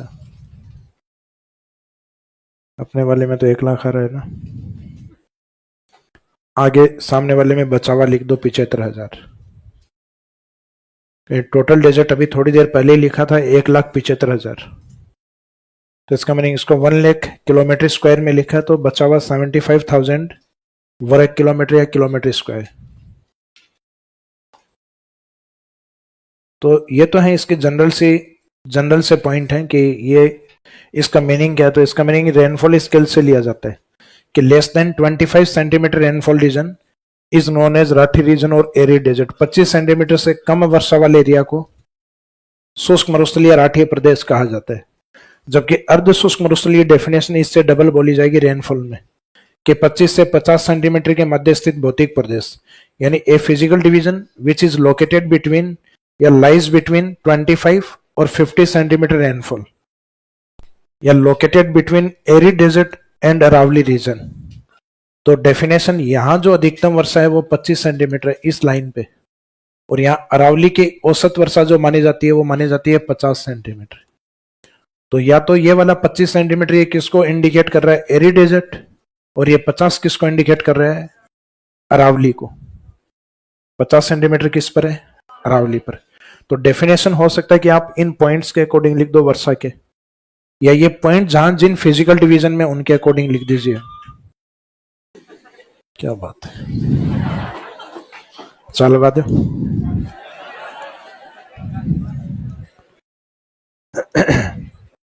तो ये 25 सेंटीमीटर या शुष्क मरुस्थल एवं 50 सेंटीमीटर एवं अरावली, मीनिंग इसको अरावली भी लिख सकते हैं।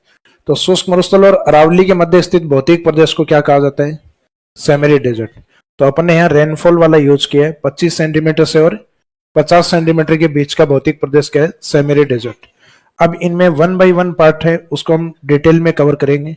तो पहला पार्ट रहेगा अपना डेजर्ट के अंदर एरिड डेजर्ट। एरिड डेजर्ट यानी राठी रीजन, ये फर्स्ट हेडिंग में लीजिएगा।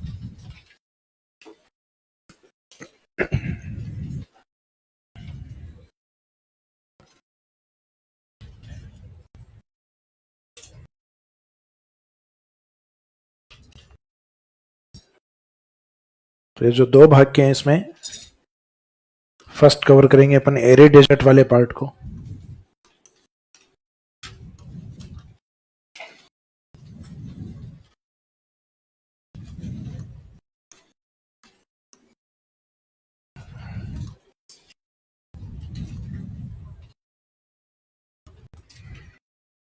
या राठी प्रदेश को। तो राठी प्रदेश में जो डेफिनेशन लिखी थी वो एज इट इज लिखिएगा। 25 सेंटीमीटर से कम वर्षा वाले भौतिक प्रदेश को less than 25 centimetre rainfall region, less than 25 centimetre rainfall region is known as arid desert और राठी रीजन। 25 सेंटीमीटर से कम वर्षा वाले भौतिक प्रदेश को या क्षेत्र को शुष्क मरुस्थलीय राठी प्रदेश कहा जाता है। तो इसका मीनिंग के वर्ड यह है 25 सेंटीमीटर से कम वर्षा, या 25 सेंटीमीटर से कम कहां तक हो सकती है, 0 हो सकती है, माइनस में तो होगी नहीं। तो चाहिए तो लिख दो 0 से 25 या 25 से कम। तो 25 सेंटीमीटर से कम वर्षा वाले क्षेत्र को या भौतिक प्रदेश को शुष्क मरुस्थलीय राठी प्रदेश कहा जाता है।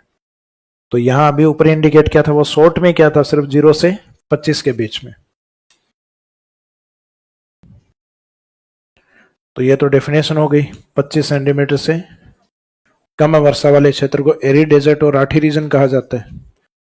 अब ये जो एरिड डेजर्ट है इसको पुनः अध्ययन की दृष्टि से, यानी इसमें वापस इसका स्टडी करते हैं अपन। फॉर एग्जाम्पल, जैसे आप डेजर्ट एरिया में अरावली के पश्चिम में जाते हैं तो अपने को पता है कि पश्चिम में 2 कंडीशन है। एक में जहां वर्षा बहुत कम है वो तो है एरिड डेजर्ट वाला पार्ट जो बड़ा हिस्सा है, सामने वाला है ये सेमी एरिड डेजर्ट। जैसे भाग जो ड्रॉ किया है ये तो किस में आएगा, सेमी एरिड अर्ध शुष्क। और अपन जिस भाग का अध्ययन कर रहे हैं वो ये वाला पार्ट है एरिड। तो एरिड वाला जो भाग है, शुष्क वाला जो भाग है, उसमें अध्ययन अपन सिर्फ पहले इसी भाग का कर रहे हैं। तो अपने को ये पता है इसमें एक तो वर्षा कम है, 25 सेंटीमीटर से कम है, और एक इसमें जब अपन जाते हैं एरिड एरिया में, तो एरिड एरिया में जैसे ही हम जाके अध्ययन करेंगे, जैसे ही आपको ये नाम बोला गया कि एरिड डेजर्ट में जाते हैं, तो आपके दिमाग में एक पिक्चर्स बनना स्टार्ट हो जाती है कि एरिड डेजर्ट में जाएंगे तो हमें सैंड ड्यून देखने को मिलेंगे, वहां रेत के टीले देखने को मिलेंगे। लेकिन जैसे ही आप एरिड डेजर्ट में पहुंचे तो क्या आपको हर जगह सैंड ड्यून देखने को मिलेंगे? तो पॉसिबल ही नहीं है। चाहे कितनी भी ग्रीनरी वाला एरिया हो, वहां हर पॉइंट पे ग्रीनरी हो, ऐसा पॉसिबल है क्या? उनके अंदर भी बीच में गैप मिलेंगे आपको थोड़े बहुत। तो इसका मीनिंग है एरिड डेजर्ट में आप देखने के लिए जाओगे तो उस एरिया में ड्यून्स हैं, अधिकांश एरिया पे मिलेंगे। तो जिस एरिया में मिलेंगे उस एरिया को तो हम क्या बोलेंगे, विद सैंड ड्यून रीजन, बालू का स्तूप युक्त क्षेत्र। लेकिन कुछ एरिया ऐसा भी है जहां रेत के टीले नहीं है, उसको बोलेंगे विदाउट सैंड ड्यून रीजन, बालू का स्तूप मुक्त क्षेत्र। तो इसमें जो रेत के टीले उनको लेके इसके 2 भाग बनाए जाते हैं।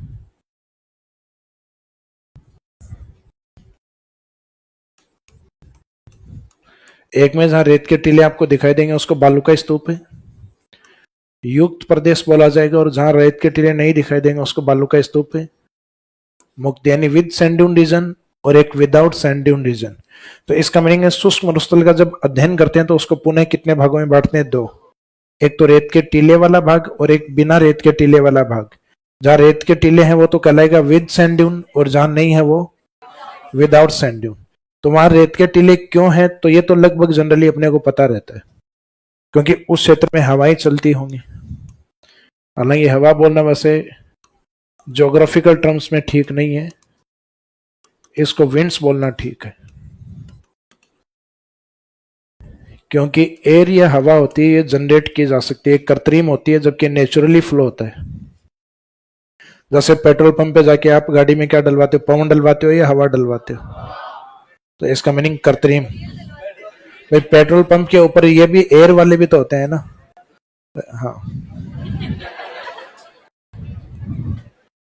और पेट्रोल पंप नाम होता है, बाकी तो चीजें और भी होती हैं, डीजल भी होता है, पानी भी होता है, वॉशरूम भी होता है, ऑफिस भी होता है। तो मीनिंग ये है कि जैसे अभी आपने फैन चलवाया तो इस फैन से पवन आएगी या हवा आएगी? हवा आती है, तो ये जनरेट की जा सकती है। जैसे मैं मुंह से फूंक मारूं, ये क्या है? हवा है, पवन नहीं है।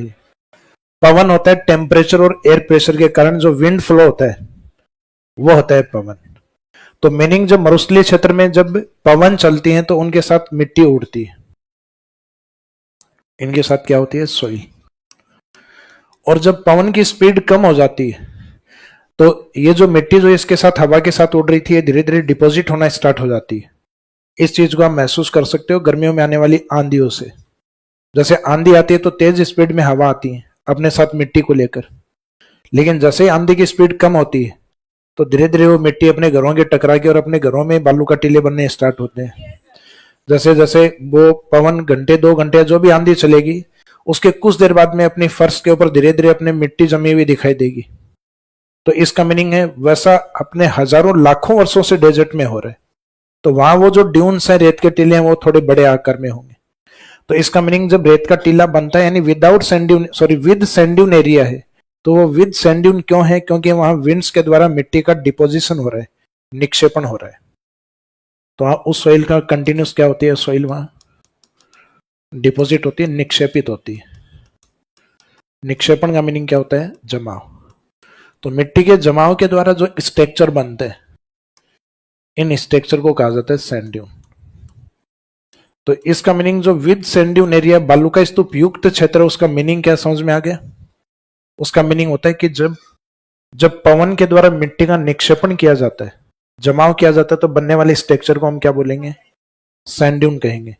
When the winds deposit of soil then formed structure is known as sand dune. तो इसमें पवन की कौन सी क्रिया? तो पवन कई एक्शन करती है, कई क्रियाएं करती है। जैसे एक तो मिट्टी को काटती है, तो वो होता है इरोजन प्रोसेस।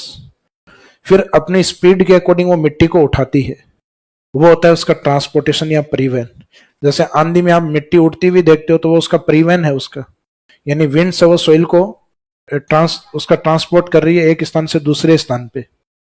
और फिर जैसे ही पवन की स्पीड कम होती है, तो वो मिट्टी जमना स्टार्ट होती है। तो इसका मीनिंग है पवन मिट्टी को दूसरी जगह ले जाके जमा भी करती है।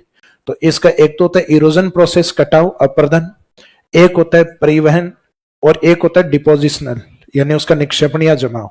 तो पवन की कौन सी क्रिया से रेत का टीला बना है? डिपोजिशन के कारण, निक्षेपण के कारण। तो ये कई बार अपने को काम ही पूछते हैं कि पवन की किस प्रक्रिया के द्वारा किया, किस एक्शन के द्वारा ड्यून्स बनते हैं?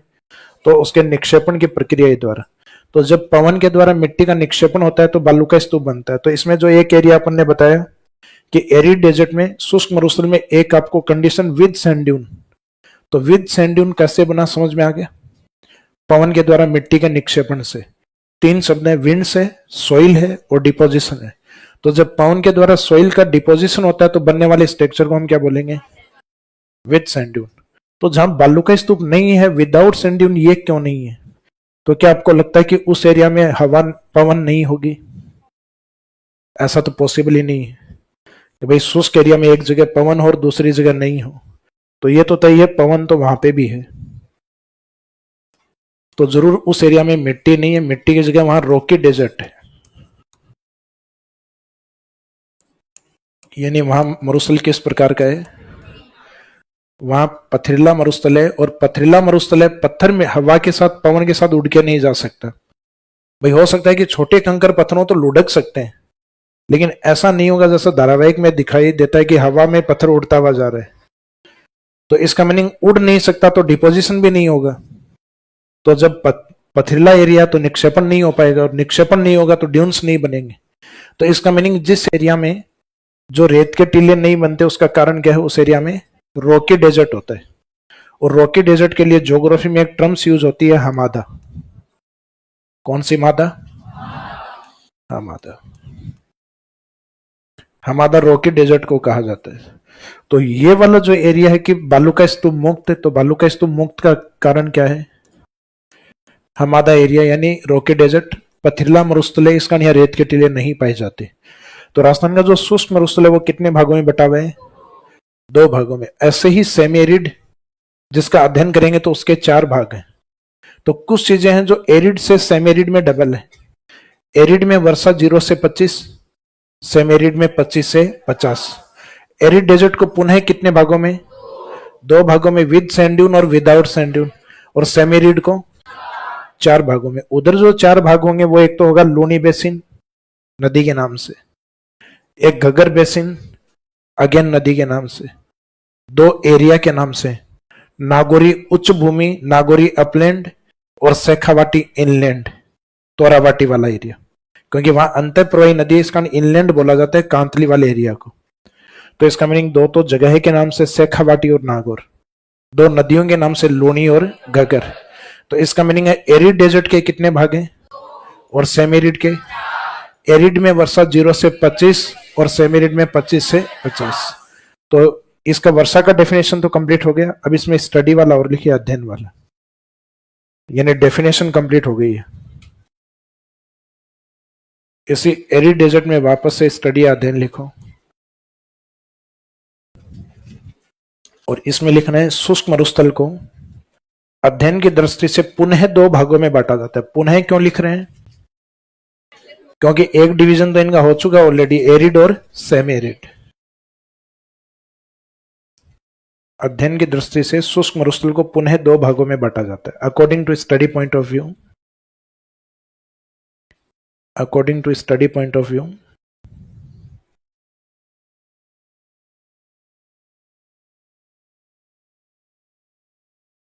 arid desert again divides into two parts.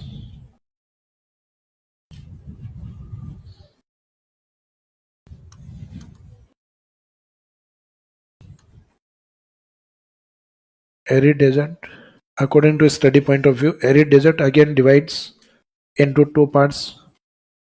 अध्ययन की दृष्टि से शुष्क मरुस्थल को पुनः दो भागों में बांटा जाता है।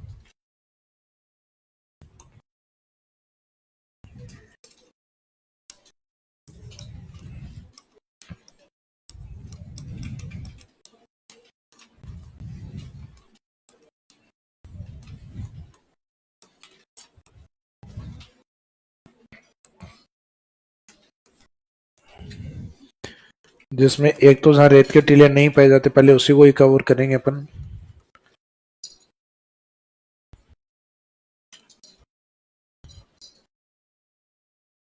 विदाउट सैंड ड्यून रीजन, बालू का स्तूप मुक्त प्रदेश। दूसरा इसके अपोजिट होगा, तो एक को मुक्त बोला है तो दूसरे को युक्त, यानी एक विदाउट है तो दूसरा विद सैंड ड्यून।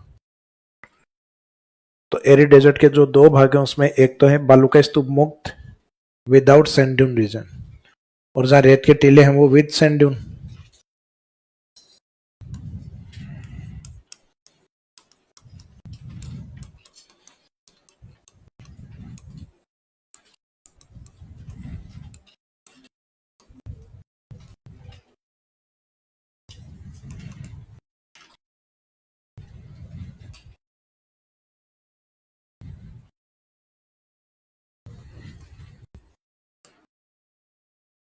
सिर्फ एक शब्द का फर्क है दोनों में, विद और विदाउट, युक्त और मुक्त।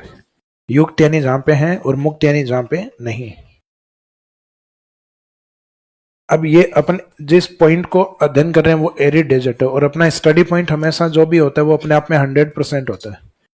जब अगर आप डेजर्ट की स्टडी कर रहे हो तो डेजर्ट आपके लिए 100% है, जितना भी है वो। अब आप अरावली का अध्ययन कर रहे हो तो इसका मीनिंग वो माउंटेन है, वो अपने लिए माउंटेन के तौर पे 100% है, लेकिन वो राजस्थान के अकॉर्डिंग 9%।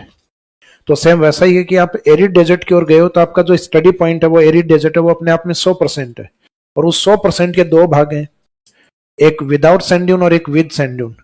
तो इसका मीनिंग इसमें अगर आपको एक बता दिया जाए कि एक कितना परसेंट है तो बचा हुआ दूसरा बता दोगे आप। ये दोनों मिलके एरिड के 100% है।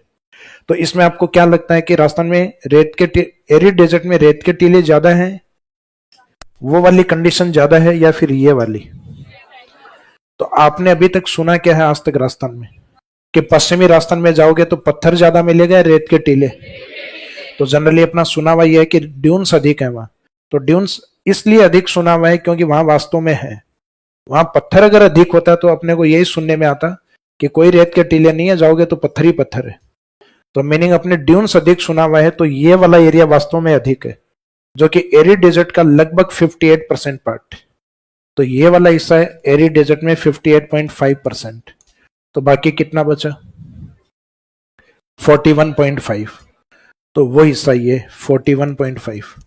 तो यहां से कई बार ये फैक्चुअली क्वेश्चन पूछते हैं कि राजस्थान के एरिड डेजर्ट में बालू का स्तूप मुक्त एरिया कितना परसेंट है? लगभग 40% के आसपास, यानी 41.5। और एरिड डेजर्ट का कितना भाग जो ड्यून्स के साथ है, यानी बालू का स्तूप युक्त है, तो अप्रोक्सीमेट 60%, 60% के आसपास है, 58.5%। तो इनमें से कोई भी एक फैक्ट या डेटा रट लीजिए, बचा हुआ दूसरा है।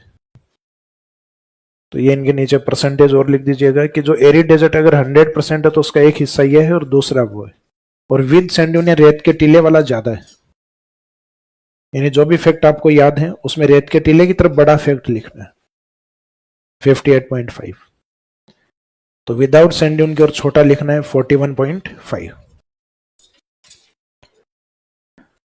अब ये वाला हेडिंग में लीजिए अलग से बालू का स्तूप मुक्त प्रदेश without sand dune reason.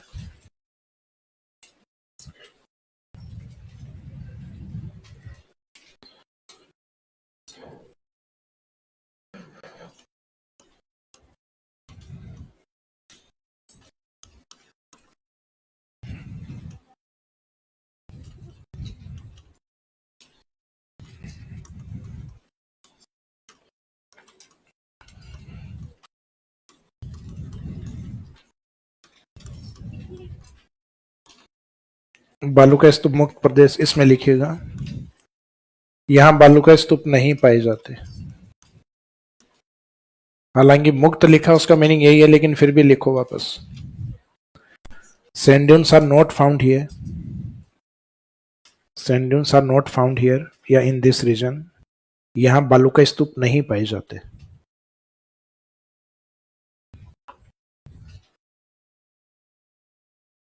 Sand dunes are not found here या इन दिस फिजिकल डिवीजन या इन दिस रीजन।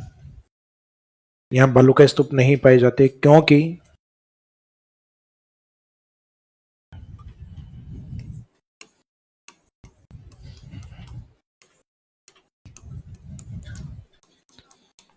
क्योंकि यहां पथरीला मरुस्थल पाया जाता है।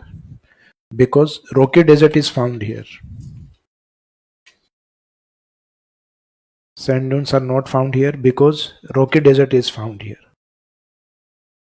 रेत के टीले नहीं है क्योंकि यहाँ पत्थर वाला मरुस्थल है, नहीं पथरीला मरुस्थल पाया जाता है।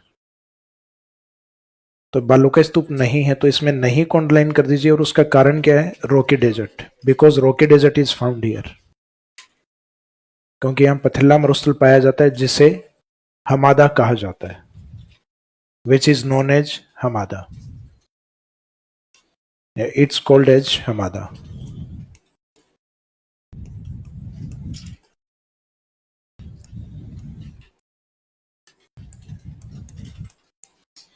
जिसे हमादा कहा जाता है। एग्जाम में आपसे जो पूछा जाएगा वो यहां से पूछा जाएगा, वहां से नहीं पूछा जाएगा बालू का स्तूप मुक्त। और सीधा सा बताई दिया कि रेत के टीले नहीं है। मुक्त का लगभग बताइए विदाउट सैंड ड्यून, तो उसके ऊपर तो आप इजीली लिख दोगे। आपको ये टर्म्स दिया जाएगा हमादा। अब इस हमादा पे 15 वर्ड लिखने, तो हमादा का सीधा मीनिंग क्या होता है? तो यहां से लिखना है फिर कि rocky desert is known as hamada, sand dunes are not found in this region, के इस क्षेत्र में बालू का स्तूप नहीं पाए जाते। फिर इसको उल्टा लिखना होता है। अभी हम बता रहे हैं रेत के टीले नहीं है, तो पहले वही बताएंगे कि यहाँ रेत के टीले नहीं है, बालू का स्तूप नहीं है, कारण यहाँ पत्थर वाला मरुस्थल है। और इस टर्म्स को ज्योग्राफिकल टर्म्स में क्या बोलते हैं? हमादा। अब ये एरिया राजस्थान में कहाँ पे है? तो ये कुछ जिले हैं, जैसे एक तो बड़ा जिला जैसलमेर है, उसके कुछ एरिया में फैला हुआ है। लेकिन राजस्थान में जितने एरिया में भी हमादा है उसमें सबसे ज्यादा जैसलमेर में ही है। फिर कुछ भाग है बाड़मेर, कुछ भाग है इसका जोधपुर की तरफ। जोधपुर का तो हालांकि वो हिसाब क्या अलग अलग हो गया फलौदी के नाम से। एक बाड़मेर का एरिया है, उसमें कुछ भाग ऐसे हैं। और एक जैसलमेर का अधिकांश भाग है जहां पे हमादा है। अधिकांश यानी हमादा जितना भी है वो ज्यादातर जैसलमेर में ही है। तो इसमें मेन एरिया कौन कौन से हैं? तो इसमें नेक्स्ट लाइन में लिखो हमादा का विस्तार।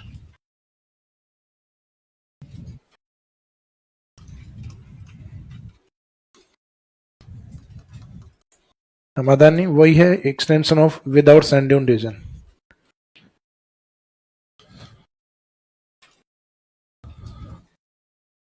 तो हमादा के विस्तार में एक तो लिखना आपको सर्वाधिक जैसलमेर। जैसलमेर में कुछ स्थान है, जैसे कि एक तो हिस्ट्री पढ़ोगे तो उसमें लोदरवा क्षेत्र के बारे में सुनोगे आप।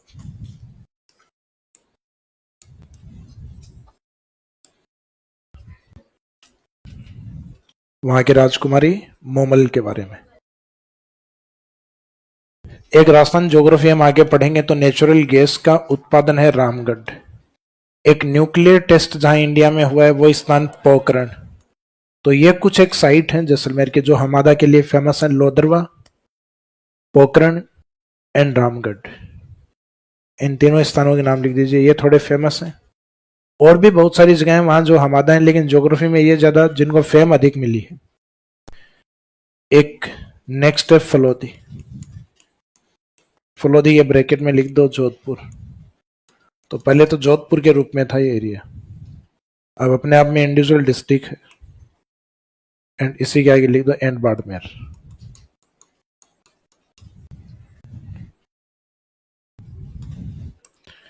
तो इसका मीनिंग जो ये एरिड डेजर्ट है, शुष्क मरुस्थल है, इसमें एक ये ट्रायंगल एरिया होता है जिसमें अधिकांश एरिया जैसलमेर की तरफ फैला हुआ है। बाकी कुछ एरिया इस साइड में फलोदी और कुछ एरिया इस साइड में बाड़मेर। ये हमादा रीजन है। लेकिन बाकी जो बच गया वो बचा हुआ एरिया वो लगभग पूरा ही क्या सैंड ड्यून है। तो sand dune area with sand dune area तो बड़ा है और विदाउट सैंड ड्यून यानी हमादा वाला एरिया कम है। अब यहाँ जो हमादा जितने भी एरिया में फैला हुआ है, जिन भी जिलों में, उनमें सबसे ज्यादा किस में फैला हुआ है? जैसलमेर में। लेकिन जैसलमेर बहुत बड़ा जिला है। बाकी जो बचा हुआ जैसलमेर है उसमें जो नंबर ऑफ ड्यून्स की बात की जाएगी, रेत के टीलों की बात की जाएगी, तो वो भी सबसे ज्यादा जैसलमेर में ही है। तो कई बार अपने को लगता है कि दोनों जैसलमेर में कैसे पॉसिबल है, तो दोनों पॉसिबल है क्योंकि जैसलमेर बहुत बड़ा डिस्ट्रिक्ट है। तो उसके एक हिस्से में तो इतना बड़ा हमादा है जितना दूसरे जिलों में कहीं पे भी नहीं, और फिर बचे हुए जैसलमेर में ड्यून्स इतने हैं कि अदर डिस्ट्रिक्ट में उतने ड्यून्स कहीं पे भी नहीं। तो ये सेम वैसी बात है जैसे जयपुर जिला है। 2011 की जनसंख्या के रिकॉर्ड में जयपुर में जनसंख्या सबसे ज्यादा थी। अब हर जिले के दो पार्ट होते हैं, एक तो होता है उसका सिटी एरिया, अर्बन एरिया, और एक होता है रूरल एरिया। एक तो उसका शहरी क्षेत्र और एक उसका ग्रामीण एरिया। तो जयपुर का जो एक एरिया जयपुर सिटी, तो जयपुर सिटी में जितनी पॉपुलेशन है उतनी राजस्थान की किसी भी सिटी में उतनी जनसंख्या नहीं है। लगभग जयपुर शहर के अंदर 30 लाख से अधिक जनसंख्या है। तो 30 लाख तो दूसरे जिलों की टोटल जनसंख्या नहीं है, कुछ एक जिलों को छोड़ दिया जाए तो 3-4 जिलों में है, 30 से ऊपर भी है। फिर जयपुर का जो रूरल एरिया है, ग्रामीण क्षेत्र, तो जयपुर रूरल या जयपुर ग्रामीण में जितनी संख्या है उतनी भी दूसरे जिलों के गांवों में नहीं है। तो राजस्थान के अंदर सबसे ज्यादा ग्रामीण जनसंख्या किस जिले में? जयपुर। और राजस्थान के जिस जिले की सिटी या शहरी जनसंख्या सबसे ज्यादा है वो किस में? जयपुर में। तो कईयों को लगता है कि दोनों जयपुर में कैसे हो सकती है? शहर वाली शहर में रहती है, गांव वाली गांव में रहती है। भाई शहरी जनसंख्या कहाँ रहेगी? शहर में। और गांव वाली तो हमादा के एरिया में रहेगा, रेत के टीले में रहेंगे। तो मीनिंग है कि जैसलमेर में दोनों ही कंडीशन अधिक पॉसिबल है। जिस एरिया में हमादा है वहां ड्यून्स नहीं है और बचे हुए एरिया में ड्यून्स ही ड्यून्स है। तो राजस्थान में मैक्सिमम हमादा किस एरिया में? जैसलमेर। और मैक्सिमम नंबर ऑफ ड्यून्स कहां पर? जैसलमेर के। तो इसमें कंफ्यूज होने की आवश्यकता नहीं कि दोनों ही एक जगह कैसे बताए। तो सेम लोकेशन पे नहीं है, जहां हम आते हैं वहां ड्यून्स नहीं है, लेकिन बाकी बचा हुआ एरिया वो इतना बड़ा है कि वहां ड्यून्स ही ड्यून्स देखने को मिलेंगे।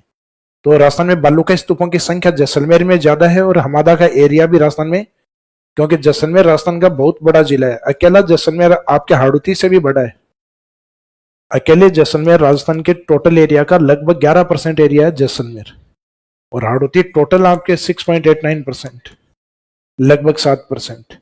तो राजस्थान में एक पूरा भौतिक प्रदेश कह सकते हैं जैसलमेर को, यानी हाड़ौती से भी बड़ा है अकेला जिला। तो ये वाला भाग समझ में आ गया, बालू का स्तूप मुक्त। तो इसमें यही बताना है कि क्यों नहीं है रेत के टीले। तो एक तो ये बता दिया रेत के टीले नहीं है क्योंकि यहाँ पत्थर वाला मरुस्थल है जिसको, और फिर उसके मेन जो एरिया वो बता दिए। तो यहाँ जो हमादा शब्द आपने लिखा है उसको अंडरलाइन कर दीजिए। फिर दूसरा जो पार्ट है इसका एरी डेजर्ट का, हेडिंग डालिए बालू का स्तूप युक्त प्रदेश with sand dune reason.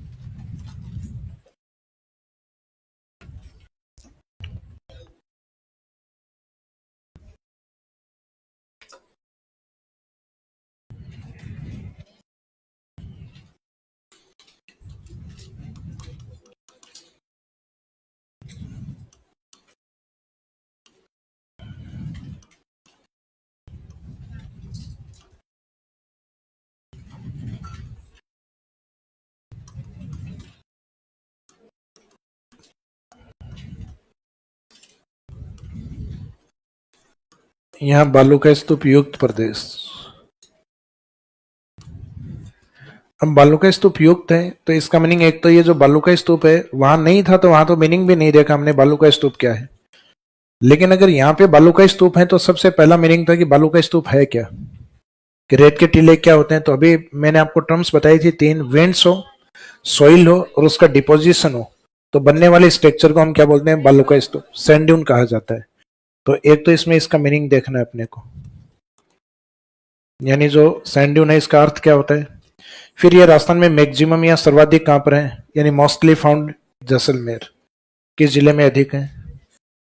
Jaisalmer में। और फिर जिन जिलों में ये बनते हैं तो इसका माने इनके कुछ प्रकार भी बनते होंगे। जैसे जैसे मिट्टी जमा होती है तो इनके जो कुछ शेप या आकृति होती है उसके अकॉर्डिंग इनको अलग अलग नाम दिए जाते हैं। जैसे कोई बरखान है, कोई पैराबोलिक है, कोई सिर्फ सैंड ड्यून है, कोई लॉन्गिट्यूडनल है, कोई ट्रांसवर्स है यानी अनुप्रस्थ है, अनुदैर्ध्य बालू का स्तूप है। तो ऐसे कई प्रकार के बालू का स्तूप, कोई फिक्स नहीं होता कि 5 प्रकार के होते हैं, 7 प्रकार के होते हैं, फैक्ट यूज नहीं होते, क्योंकि टाइम टू टाइम इसमें नए नए बालू का स्तूप जुड़ते जाते हैं। तो ड्यून से इनकी काउंटिंग धीरे धीरे बढ़ती जाती है, तो फिक्स काउंटिंग इसमें यूज नहीं होती। जैसे राजस्थान में हम कहते हैं राजस्थान के जिले 50 हैं, तो फिक्स काउंटिंग है। भारत में 28 राज्य हैं, वो फिक्स काउंटिंग है, ड्यून्स में ऐसा यूज नहीं करेंगे। तो इसका मीनिंग जो मेन टाइप्स ऑफ ड्यून्स हैं केवल उनको कवर किया जाता है। तो लास्ट में इसमें कवर करेंगे टाइप्स ऑफ सैंड ड्यून्स को, बालू का स्तूपों के प्रकार, जो राजस्थान में जिनको अधिक फेम मिली हुई है, जो लगभग 7-8 प्रकार है, उनको हम डिफाइन करेंगे। तो इसमें सबसे पहला तो जो मीनिंग या अर्थ है, तो मीनिंग या अर्थ में पहले तो अपने को ये शॉर्ट में बताना है कि इसमें ड्यून्स बनने के लिए क्या चाहिए। एक तो विंड्स, फिर विंड्स के साथ क्या होनी चाहिए, सोइल होनी चाहिए। उस सोइल का क्या होना चाहिए, डिपॉजिट होनी चाहिए, वो निक्षेपित होनी चाहिए, ये उसका निक्षेपण होना चाहिए। निक्षेपण का मीनिंग क्या होता है, जमाव।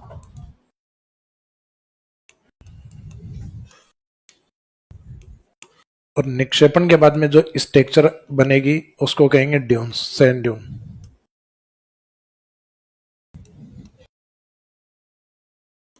वो होगा बालू का स्तूप। तो एक तो अपने को ये शॉर्ट में इस तरीके से ब्रैकेट में लिख दो, फिर इसी लाइन को ही अपने को डिफाइन करना है कि जब पवन के द्वारा मिट्टी का निक्षेपण होता है तो बनने वाली स्थलाकृति को बालू का स्तूप कहा जाता है। तो ये 3 कीवर्ड लिख के इक्वल टू सैंड ड्यून, फिर डेफिनेशन के रूप में लिखे इसको।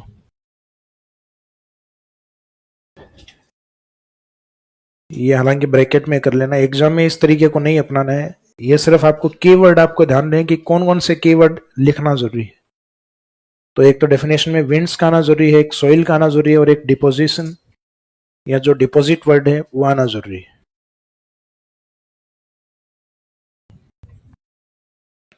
तो wind, soil, deposit equal to sand dune.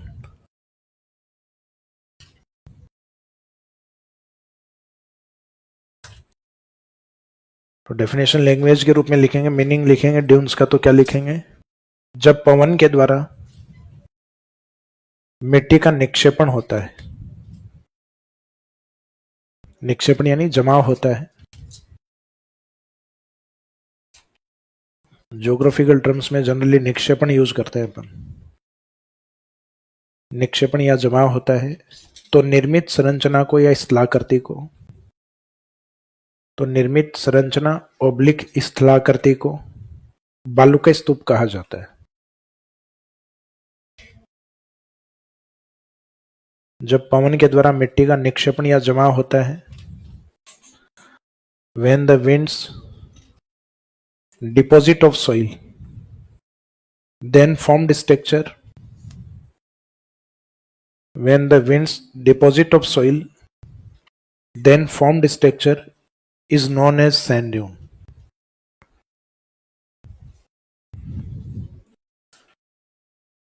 When the winds deposit of soil then formed structure is known as sand dune.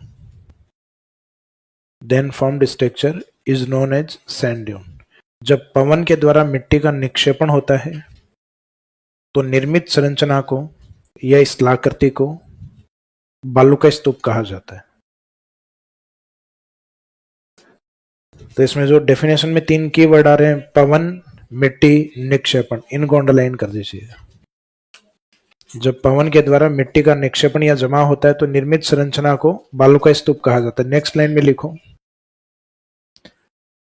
Rajasthan में सर्वाधिक बालू का स्तूप जैसलमेर में पाए जाते हैं।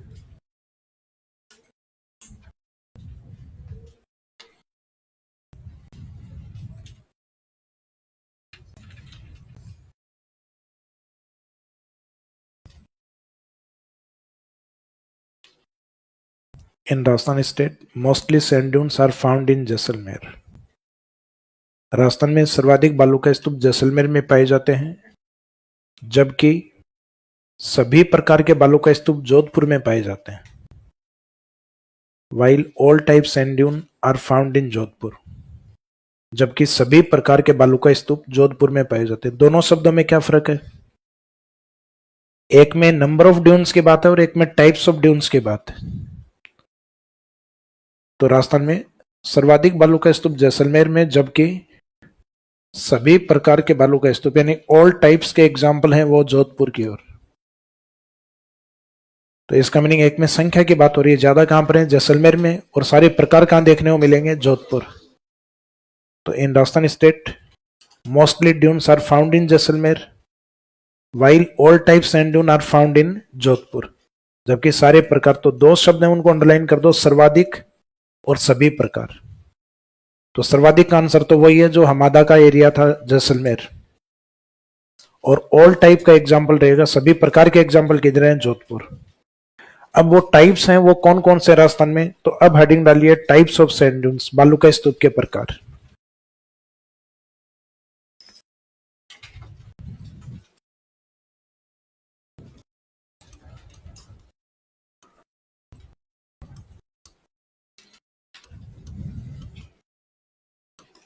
अब सैंड ड्यून्स के जो टाइप्स हैं उसमें सबसे फेमस टाइप या सबसे प्रमुख है बरखा।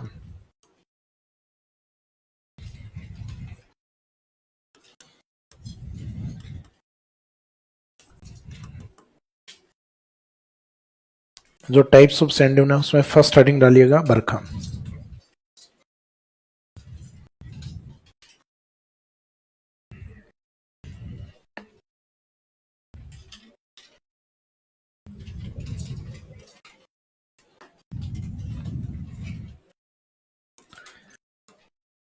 देखो जब विंड्स या जो पवन आती है तो इस विंड्स के साथ जब ड्यून्स बनेगा तो जरूरी क्या है, विंड्स के साथ क्या होना जरूरी है, सोइल या मिट्टी, और इस मिट्टी का डिपॉजिट होना भी जरूरी है। तो जब मिट्टी का जो जमाव है वो क्रिस्टेंट शेप में होता है, अर्धचंद्राकार आकृति में होता है, तो इस क्रिस्टेंट शेप या अर्धचंद्राकार आकृति वाले रेत के टीले को हम कहते हैं बरखा।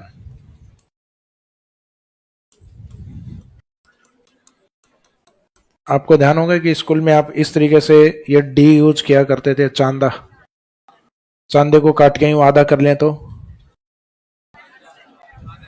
आधा चांदा नहीं, अर्धचंद्राकार, आधा चांदा।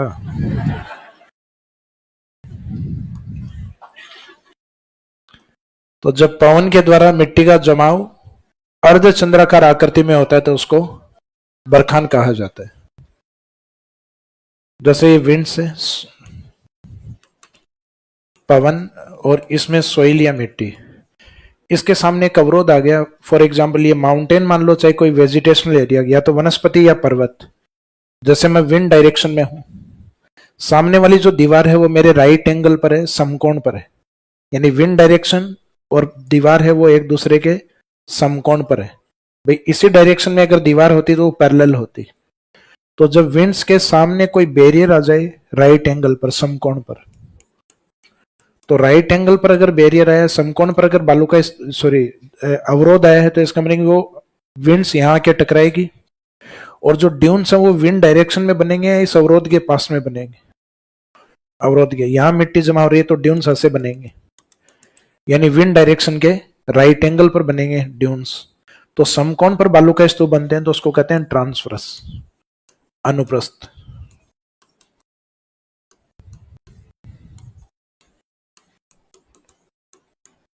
और जैसे विंड डायरेक्शन जिस साइड में है उसकी स्पीड बहुत ज्यादा है, तब उसमें मिट्टी बहुत अधिक रहेगी, लेकिन समय के साथ साथ विंड की स्पीड कम होती है। जैसे हम देखते हैं गर्मियों में बहुत तेज आंधी आती है, तो एक समय तेज होती है, बाद में धीरे हो जाती है। तो जब स्पीड तेज थी तब तो मिट्टी ज्यादा थी, लेकिन जैसे स्पीड कम हो रही है तो वो स्पीड कम होने के कारण मिट्टी को उतना लेके नहीं उड़ सकती, धीरे धीरे वो मिट्टी को अपनी डायरेक्शन में डिपॉजिट करना स्टार्ट करेगी। तो जब विंड्स के द्वारा मिट्टी का डिपोजिशन अपनी ही डायरेक्शन में होता है तो इसका मीनिंग मिट्टी का जमाव अपनी दिशा में होना, यानी समानांतर पैरेलल डिपोजिशन हो रहे, तो उसको नाम दिया जाता है लॉन्गिट्यूडनल या अनुदैर्ध्य बालू का स्तूप। ये इनके लिए एक शब्द और भी यूज होता है, रेखिक बालू का स्तूप, लीनियर सैंड ड्यून, यानी जिस लाइन में विंड से उसी लाइन में ड्यून्स बनेंगे, एक लाइन सीधी रेखा में बनते हैं, इसका इनको रेखिक या अनुदैर्ध्य बालू का स्तूप। तो सब के अंदर एक चीज सिमिलर है, पवन के द्वारा मिट्टी का निक्षेपण सब में हो रहा है, तो ड्यून्स बनेगा ही तब जब पवन के द्वारा मिट्टी का निक्षेपण जब पवन के द्वारा मिट्टी का निक्षेपण, जब पवन के द्वारा मिट्टी का निक्षेपण, जब पवन के द्वारा मिट्टी का निक्षेपण अर्धचंद्राकार आकृति में होता है तो बरखा। पवन के द्वारा मिट्टी का निक्षेपण जब समकोण या राइट एंगल पर होता है तो अनुप्रस्थ। पवन के द्वारा जब मिट्टी का निक्षेपण समानांतर होता है तो, मीनिंग है लगभग सबकी लैंग्वेज लगभग सेम रहती है, सिर्फ एक टर्म्स है जो चेंज होती है।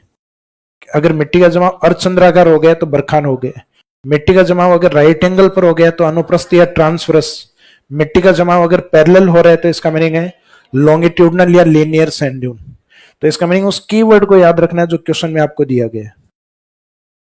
पवन के समानांतर रेत का टीला बन रहा है तो अनुदैर्ध्य, पवन के समकोण या राइट एंगल पर बन रहा है तो ट्रांसवर्स, पवन से अगर अर्धचंद्राकार आकृति बन रही है तो इसका मीनिंग बरखान। ये जो बरखान बालू का स्तूप है कई बार इसके अपोजिट बनता है। अपोजिट का मीनिंग है जिस डायरेक्शन से विंड आती है उसी साइड में इसकी फेस या भुजाएं होती है, जबकि बरखान में जिस साइड में विंड्स आती है उसी डायरेक्शन में भुजा होती है, इस साइड में विंड डायरेक्शन में होती है और इसमें विंड डायरेक्शन के अपोजिट। तो ये जो बरखान के विपरीत आपको दिखाई दे रहा है, दिखाई दे रहा है बालू का स्तूप, ये है पैराबोलिक। इसकी तुलना, इसका जो कर्व होता है बरखान जितना मुड़ा हुआ नहीं होता, इसमें सिंपल बेंड होता है, हल्का सा मुड़ाव होता है। इसकी तुलना हेयर पिन से की जाती है। महिलाओं के बालों की क्लिप जो लगाई सर में लगा चटपट, टिक टेक बोलते हो क्या, टिक टेक। तो ये जो चटपट वाली हेयर पिन है ये पैराबोलिक। तो इसका मीनिंग, ये मेरी तरफ से नहीं है हेयर पिन, ये ज्योग्राफी में बताया गया कि हेयर पिन वाले बालू का स्तूप या opposite to barchan is known as parabolic. बरखान के विपरीत या महिलाओं के बालों की क्लिप जैसे बालू का स्तूपों को पैराबोलिक कहा जाता है। वापस ये बरखान, बरखान में कई बार विंड डायरेक्शन में थोड़ा चेंज होता है, जैसे ये हो गया। तो फिर बरखान की दोनों भुजाओं का निर्माण एक साथ नहीं होके एक भुजा का निर्माण रुक जाता है, जबकि एक भुजा आगे की ओर बढ़ जाती है और ये जो सिंग जैसे आकृति दिखाई देती है इसको कहते हैं सिफ। तो सिफ सैंड ड्यून बनने के लिए दो कंडीशन का होना जरूरी है। एक तो बरखान के फॉर्मेशन के दौरान यानी निर्माण के दौरान विंड डायरेक्शन चेंज होनी चाहिए, पहला परिवर्तन। दूसरा परिवर्तन, जब ये बनेगा तो इसमें केवल एक भुजा आगे की ओर बढ़ेगी। तो बरखान के निर्माण के दौरान जब पवन की दिशा में परिवर्तन होता है, change in wind direction, then one arm of barchan get extend, तब बरखान की केवल एक भुजा आगे की ओर बढ़ेगी जिसको सिफ कहा जाएगा। तो दो चेंज हुए, एक तो बरखान की दोनों भुजाएं नहीं बनी और एक विंड डायरेक्शन चेंज हुई। तो बरखान के निर्माण के दौरान जब पवन की दिशा में परिवर्तन होगा, फर्स्ट चेंज, तो बरखान की केवल एक भुजा आगे की ओर बढ़ती है, then one arm of barchan get extend, then formed structure is known as seif sand dune. तो बनने वाले बालू का टीले को सिफ बालू का स्तूप कहा जाएगा। डायग्राम देखो और पहचानो।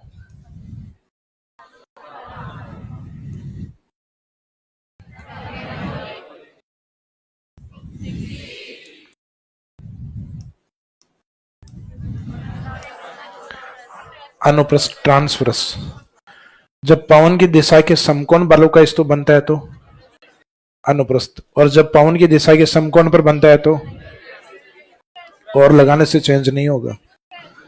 पवन की दिशा के समकोण पर बनता है तो अनुप्रस्थ ट्रांसवर्स, और जब पवन की दिशा के समकोण पर बनता है तो अनुप्रस्थ, और पवन की दिशा के समकोण पर बालू का स्तूप बनता है तो इस एक शब्द को रट लो अच्छे से कि जो राइट एंगल या समकोण पर बन रहा है वो अनुप्रस्थ, और दूसरे में समकोण नहीं लिखा, समानांतर लिखा है, तो इसका मीनिंग अनुप्रस्थ आंसर नहीं होगा।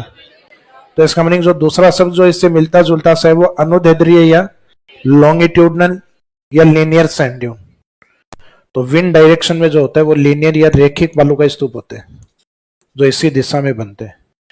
एक जब विंड डायरेक्शन काफी ज्यादा डायनेमिक हो, पवन की दिशा बार बार चेंज हो रही हो, तो वो अलग अलग दिशा में मिट्टी जमा करेगी। उसमें रेत के टीले में कई भुजाएं होती और कम से कम 3 भुजा या उससे अधिक होनी चाहिए, जैसे 2 भुजा तो आपके बरखान में भी है।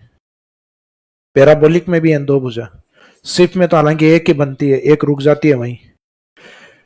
तो बालू का स्तूप जिनका निर्माण डायनेमिक विंड से होता है, यानी इरेगुलर विंड से होता है। इरेगुलर का मीनिंग होता है अनियमित हवाएं जिनके डायरेक्शन फिक्स नहीं हो, कभी हवा इधर से कभी इधर से, तो अलग अलग डायरेक्शन से हवा आएंगी, तो उसमें जो मिट्टी का जमाव है वो अलग अलग डायरेक्शन में होगा। और अलग अलग डायरेक्शन में जब होगा और उसमें 3 भुजा कम से कम बन जाए, 3 से अधिक कितने भी हो सकते हैं, लेकिन मिनिमम कितनी होनी चाहिए, 3। जैसे अगर इस प्रकार का ड्यून्स बन गया तो ये भी तारानुमा ही है। तो उसमें परफेक्ट वो जरूरी नहीं है जो इस तरीके से आप रीजनिंग में बनाते हो ना, कि ऐसा ही स्टार बने तो स्टार टाइप, ये भी स्टार टाइप। तो इसका मीनिंग वे ड्यून्स जिनका निर्माण इरेगुलर विंड से होता है, यानी which sand dune which are found by irregular winds and which have 3 and more arms, जिसमें 3 या 3 से अधिक भुजाएं हों, तो उनको हम कहेंगे स्टार टाइप सैंड ड्यून। तो इसकी डेफिनेशन इजी है, एक तो इरेगुलर विंड्स होनी चाहिए और भुजाओं की काउंटिंग 3 या 3 से अधिक होनी चाहिए, 3 है तो भी चलेगा और अधिक कम नहीं होनी चाहिए 3 से। तो राजस्थान के फेमस जो ड्यून्स हैं उसमें कल से स्टार्ट करेंगे अपन बरखान से। टाइम हो गया ना, बचा हुआ है, वैसे बरखान का डायग्राम बना सकते हो, कल बना लेना।